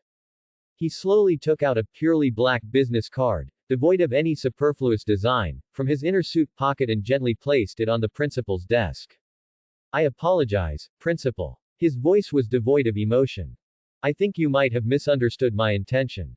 I am here today not to discuss, but to inform." The principal was stunned upon hearing this, and a surge of anger immediately rose in his heart. But when his gaze fell upon the black business card, all his anger was instantly extinguished. There was no name or phone number on the card, only a line of large, gold-stamped characters filled with supreme authority. Washaw National Security Bureau. The principal's pupils suddenly constricted at that moment. The color drained completely from his face, and cold sweat instantly beaded on his forehead. "Yes, yes." His voice was trembling. He quickly stood up, his attitude making a complete 180-degree turn. "Comrade, I will handle this immediately. I will process student Yi Xinhang's transfer procedures right away, guaranteeing the fastest speed." The man in black nodded, retrieved the business card, and turned to leave. Yu City, the Yi family residence. Zhang Chunlin, Yi Zhanlin, and Yi Xinlin had already packed some important luggage. Escorted by several security personnel who were also dressed in black suits and sunglasses and possessed extraordinary presence, they were taken directly to Yu City's military airport in a black commercial vehicle. At this moment, the surrounding area of the massive airport runway had been completely cleared. Only a sleek Gulfstream business jet, bearing a bright red five-pointed star on its tailfin, was quietly parked there. A private plane. Yi Zhanlin looked up at the luxurious plane, which he had only ever seen on television, and couldn't help but exclaim in shock. What exactly has that boy been up to outside? Starry Sky Base, Command Center. When Yi Tian returned here again, various data points were still scrolling rapidly across the massive curved screen. He immediately spotted Zhang Zhongguo, who was standing in front of the main console, his eyes bloodshot but his spirit still vigorous. "Uncle Zhang, you're still here." Yi Tian walked up to him and greeted him with a smile. "Xiao Tian, you're here." Zhang Zhongguo turned his head, a hint of fatigue on his face, but more prominently, excitement. "Yes, I went back and closed my eyes for a short while last night, but I was too excited to sleep. So I just came here to watch, it puts my mind at ease." "Oh, right, Uncle Zhang." Yi Tian directed his gaze toward one of the screens displaying the dynamics of the armory. "How are the modifications for MC Bio coming along on the Air Force side? Can we start the great cleansing of the zombie world?" "It's all ready." Zhang Zhongguo nodded emphatically, pointing to the rows of armed helicopters on the screen. "The first batch, a total of 36 units, have all completed their weapon mounting and the soul linking with their pilots. They are currently being transported through the teleportation channel to the outpost base on the other side." As he finished speaking, the first magically modified gunship slowly drove into the portal toward the zombie world. Seconds ticked by. Thanks to the portal's efficiency, all 36 gunships were delivered to the outpost base in the zombie world. They rested quietly on a vast cobblestone tarmac, racks under their wings bristling with huge thermobaric bombs stamped with red danger symbols. Meanwhile, 36 Top Gun pilots, China's ace among aces, had taken control of villager bodies through Soul Link. They flexed the blocky, slightly clumsy forms, savoring controls utterly unlike those of a human body, faces bright with curiosity and concentration. Although they had practiced half a day in simulators, flying these newly modified toys for real. To carry out an apocalyptic bombing run still felt unprecedented. In the command center, Yi Tian watched the final green light, pressed the comm switch, voice cold and steady. "All combat squads, abandon current targets and return to base at once. Repeat. Everyone back." The order flashed out. Shadow Blade squads and zombie platoons fighting in the ruined city broke contact instantly, turning into purple smoke or agile silhouettes racing home. Divine Punishment Team, board and prepare for purification. The 36 villager pilots strode forward and clambered into their cockpits. As they gripped the blocky yet futuristic sticks, their eyes turned razor sharp. Whir. Rotors spun, Thunder growled, and dust billowed sky high. Take off. Rumble. 36 gunships leapt skyward like roused primeval beasts, quickly forming an assault wedge. The command center's main screen split into 32 crisp first-person feeds, showing the battlefield in its rawest, most stunning form. Target. Everything outside the base. Full area saturation. Begin release. Yi Tian's voice carried the verdict of death. The next moment. The gunships climbed and raced outward, belly racks opened in perfect unison. Whoosh, whoosh, whoosh, whoosh. Bombs of annihilation rained like hailstones. Trailing faint plumes, they homed in on every block, every building, every zombie cluster. In the streets below, thousands of zombies lifted vacant gazes at the roar overhead. Then, boom. There was no earth-shattering bang. The first thermobaric round detonated midair, dozens of meters up. A blinding white sphere blossomed, devouring everything within hundreds of meters. The sphere expanded into a rising ring of fire. Searing heat vaporized every zombie in range. A vacuum followed, crushing distant wreckage, zombies, cars, masonry, into the blast core. And this was only the beginning. Boom, boom, boom, boom. Over 100 thermobaric bombs bloomed between ground and sky. The city became a sea of flame. Shock waves swept the streets like tsunamis. From above, the metropolis looked a furnace relit again and again. At the storm's calm center, the obsidian base stood unshaken, absorbing every blow. Its deep black drank the damage, unbreakable. One-sided slaughter raged for half an hour. When the last flash died, the city lay scorched and bare. No shambling shadows, no howls. Silence. Absolute, universal silence. At that moment Yi Tian heard the long-awaited system tone in his mind. Ding. Congratulations, host. Safe zone base established. Calculating rewards. Congratulations, host. You have received 1. Tier 1 Perfect Gene Evolution Potion X1. 2. Mass-produced Type 1 Body Strengthening Fluid Formula. 3. High-energy biopolymer battery technology. All items delivered to system inventory. Please check. New quest issued. Quest name. Bedrock of Civilization. Objective. Expand the safe zone from the current city to the full municipal region, every county included, is greater than or equal to 10,000 square kilometers. Rewards. 1. Second-order Super Gene Awakening Serum X1 may awaken a super ability on top of first-order perfection. 2. Electromagnetic Armor and Railgun Application Tech adds generational leap in defense and offense to tanks and APCs. 3. Controllable Fusion Technology Complete Mini-Reactor Blueprints, key to ultimate energy. The command center's main screen faded from fire to silent, ashen wasteland. Feeling the 3 rewards in his inventory, Yi Tian relaxed, turned to the tech team and asked, "How long before our ground units can re-enter?" A technician sprang up, pointing at scrolling data. Residual heat and pressure models show that, thanks to 1100th World Biology's heat tolerance, troops can force entry in 10 minutes. He added. Alternatively, Nether attribute units can deploy immediately, they ignore the heat and can scout the ruins right now.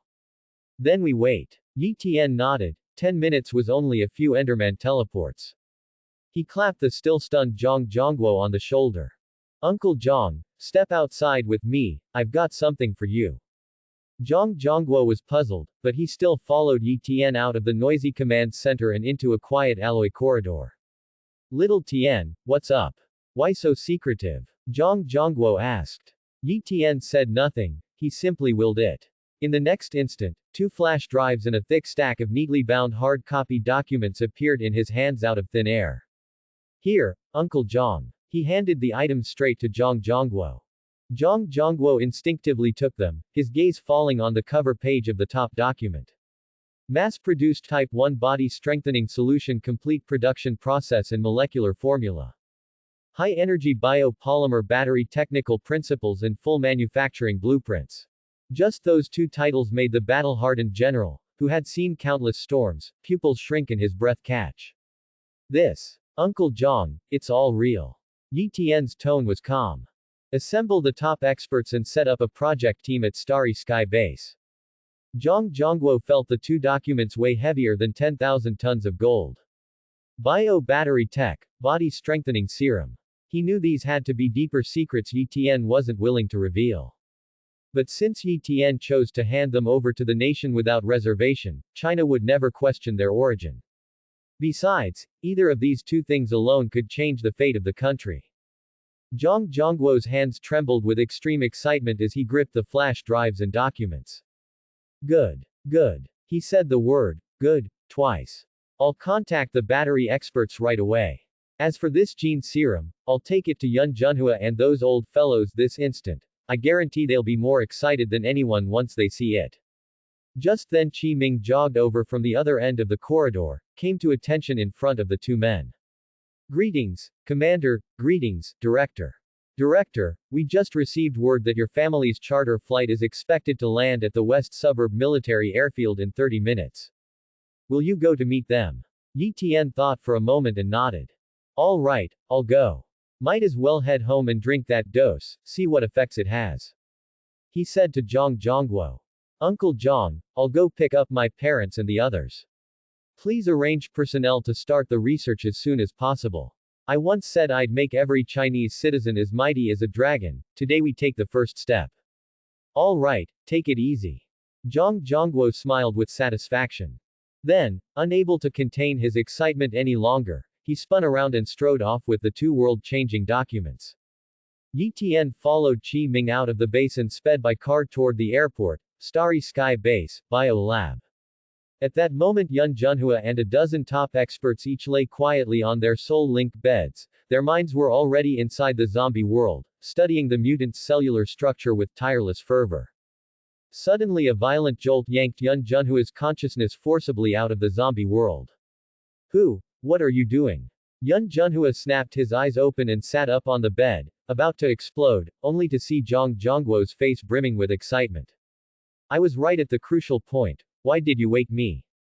Zhang Zhongguo ignored his anger and shoved the body-strengthening serum vial straight into his arms. Old Yun, drop your zombies and look at this, good stuff. Seeing Zhang Zhongguo's thrilled expression, Yun Junhua took the vial skeptically. Strengthening agent. He muttered, flipping it open. Though Zhang Zhongguo couldn't understand the jargon, he believed Yi Tian's words.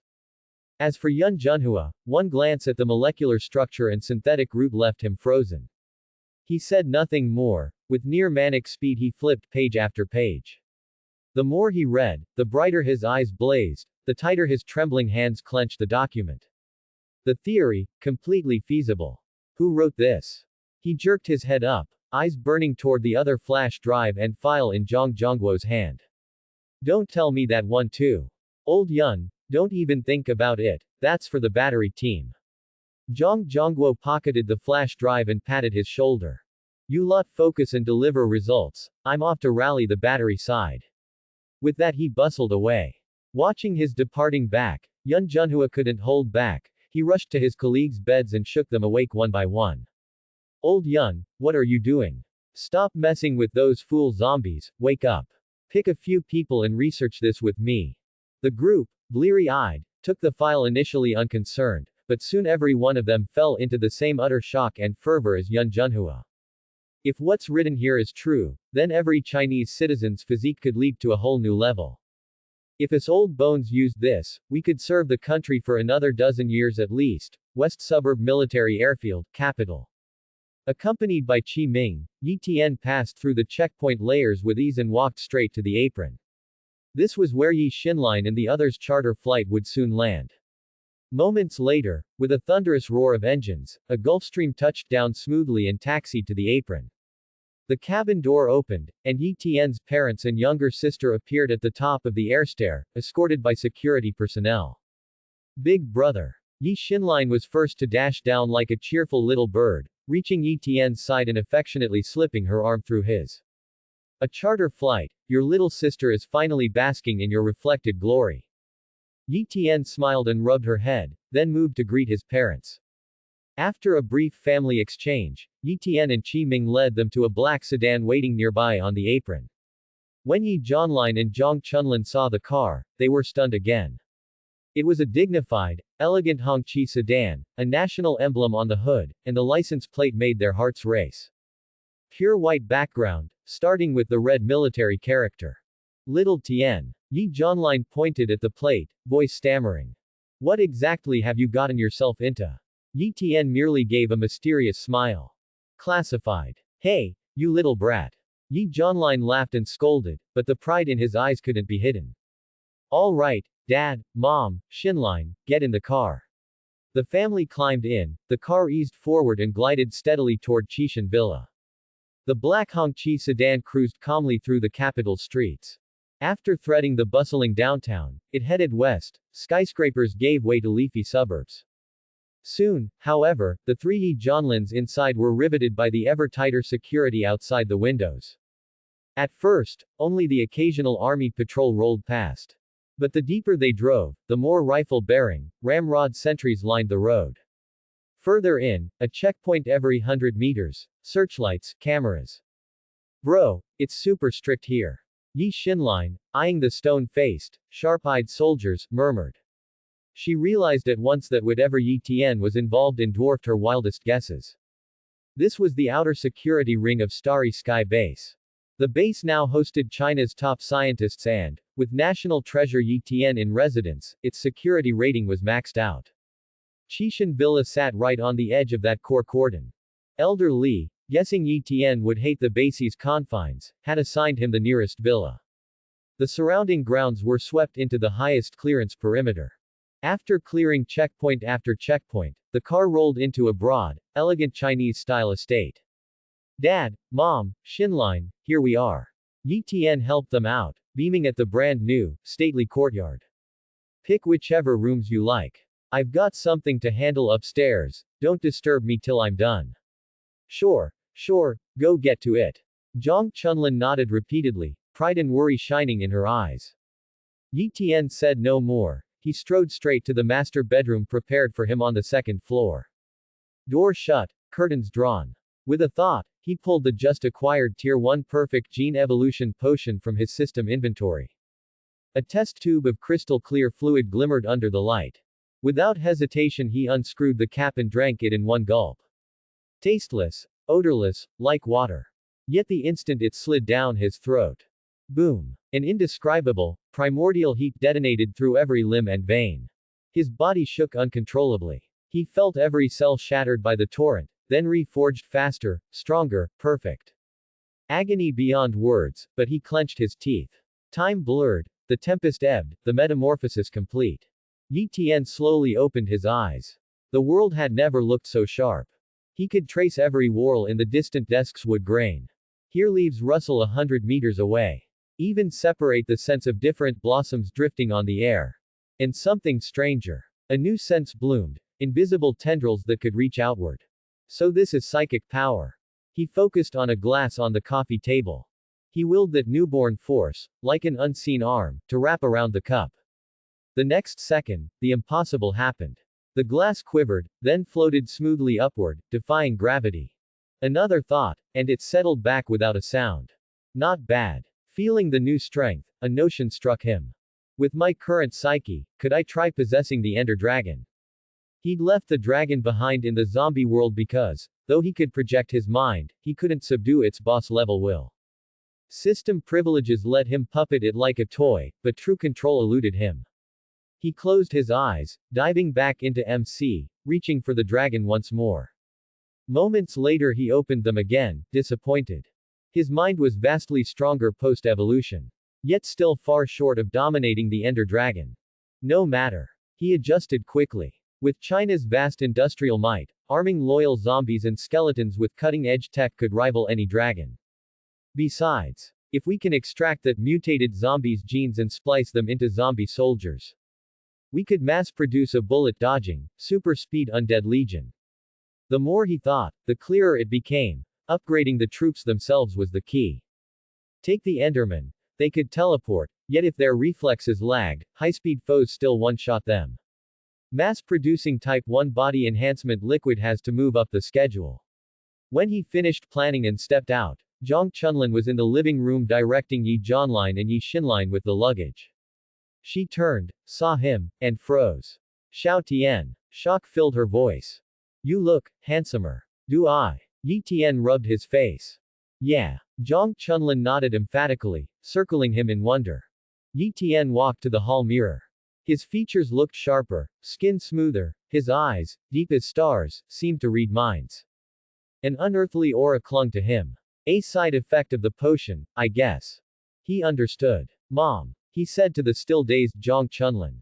I've got a lot on my plate over there, so I'll head back first. Once you're settled, if you want to sightsee anywhere in the capital or buy anything, just have Brother Qi arrange someone to go with you. Good, go take care of your important work, don't worry about us.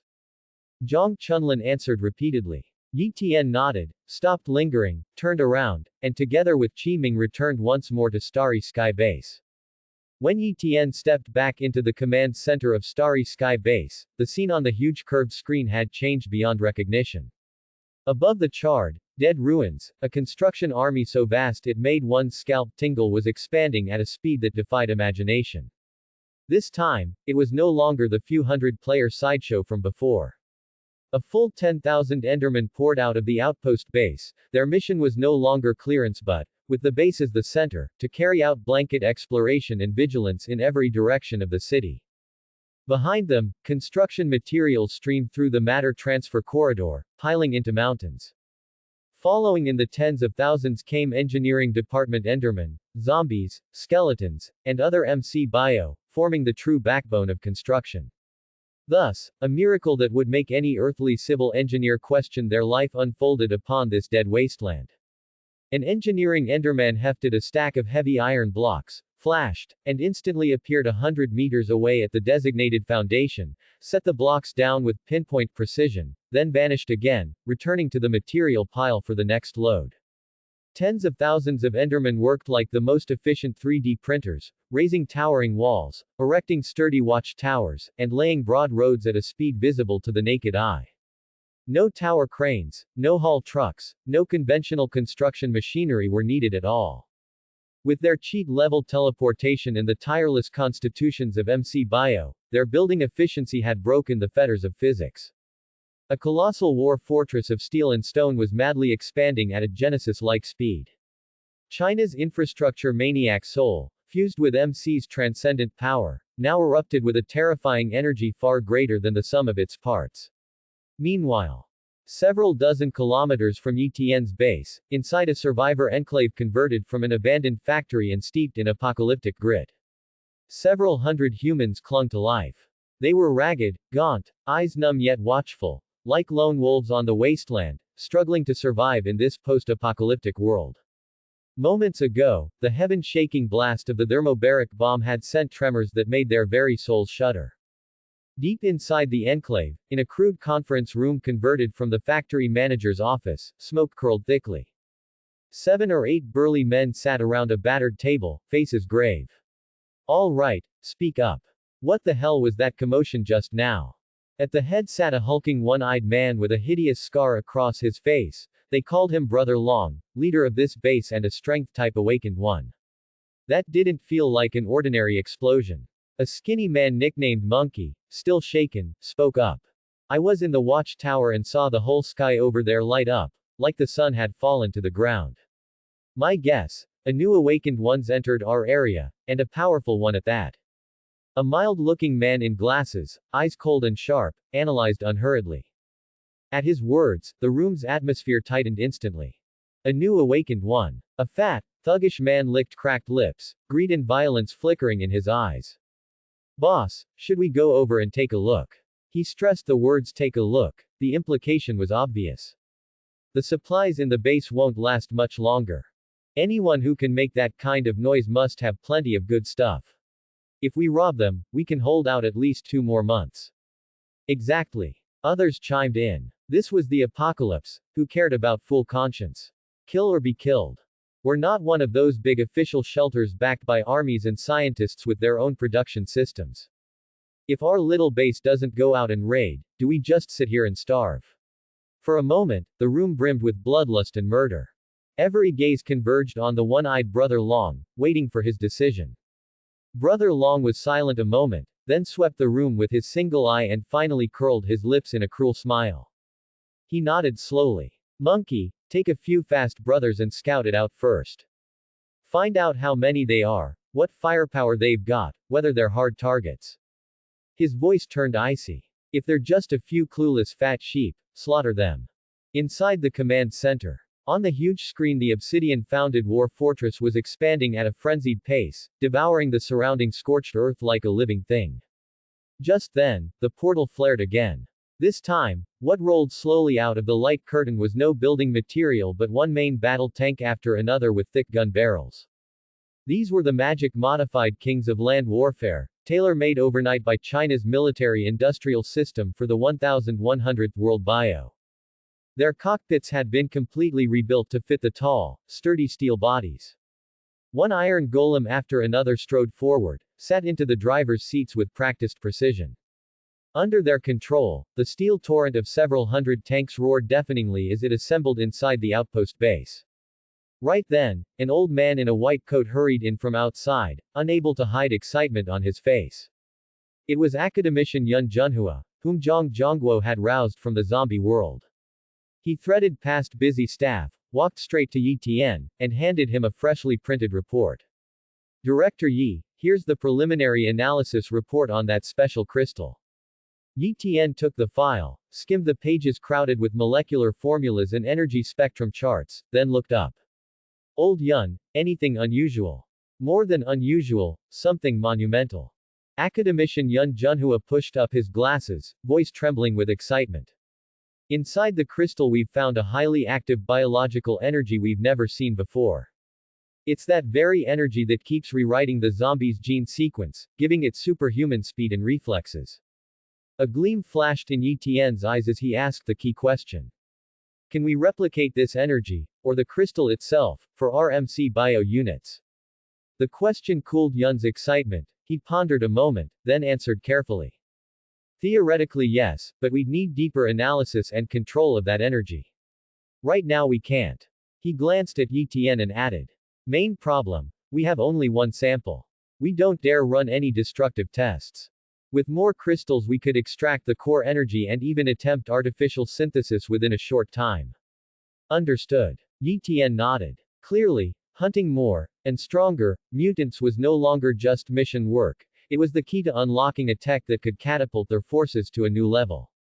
He was about to order the 10,000 already deployed Endermen to prioritize finding special mutants above all else. Then, as if remembering something, he turned to Zhang Zhongguo. By the way, Uncle Zhang, how's the satellite prep going? With the base expanding, battle lines stretched endlessly, relying on Enderman scouts alone left blind spots and delays. An all-seeing eye circling above the zombie world had become a necessity. Started secret mobilization yesterday. Zhang Zhongguo answered in a low voice. Launch pad and rocket are ready, within a day we'll put our first military recon satellite in orbit. Yi Tian nodded, about to speak. When a shrill alarm cut through the command center. On the main screen, a scouting squad's feed from the city's northwest corner snapped to center stage. Headquarters, this is Shadow Blade Team 73. Super Giant Special Mutant spotted. Repeat, Super Giant Special Mutant. The image shook violently as the camera jerked upward. Ahead of the three Enderman warriors loomed a 10-meter monster, a walking mountain of flesh. It slowly straightened behind a half-collapsed building it had just shattered. Grotesque muscles covered its body, exuding a nauseating, savage aura. Looks like the last one was speed type. Yi Tian stared at the oppressive figure onscreen, murmuring. This one. Zhang Zhongguo's gaze turned grave. Is pure power. As if to prove his point. The giant zombie raised a claw thicker than a car, roared deafeningly, and slammed its fist into the ground. Boom. The earth shook. Around its fist the concrete road split like a spider web, huge cracks racing outward. Yi Tian's eyes flashed. Without hesitation he issued orders. Divine punishment. Launch immediately. All tank columns, advance on target. All field units, form a 3-ring encirclement centered on that target. Today I'll see for myself whether its strength or our steel torrent is harder. As a hunt for the super giant mutant was about to begin in the zombie world. Back in the real world a routine notice from the National Energy Administration detonated across China's internet. National Energy Administration Notice. To implement National People Benefiting and Development Promoting Strategy, Effective immediately, nationwide residential electricity tariff will be uniformly reduced by 10 fen per kilowatt-hour. A national hotline is established. If any region charges residents above 40 fen per kilowatt-hour, call to report. One stone stirred 1,000 waves. Within minutes the announcement swept every social platform like a virus. Hashtag power price dropped. Hashtag largest ever power price cut. Number 0.4 yuan power price. The three hashtags stormed the charts, seizing the top 3 trending spots. After initial shock, comment sections erupted in jubilation. Yet amid the carnival came the familiar, sarcastic voices, right on schedule. Hey, looks like those restarted coal plants are kicking in, pollution traded for cheaper power, clever math. I just wonder how long the coal will last.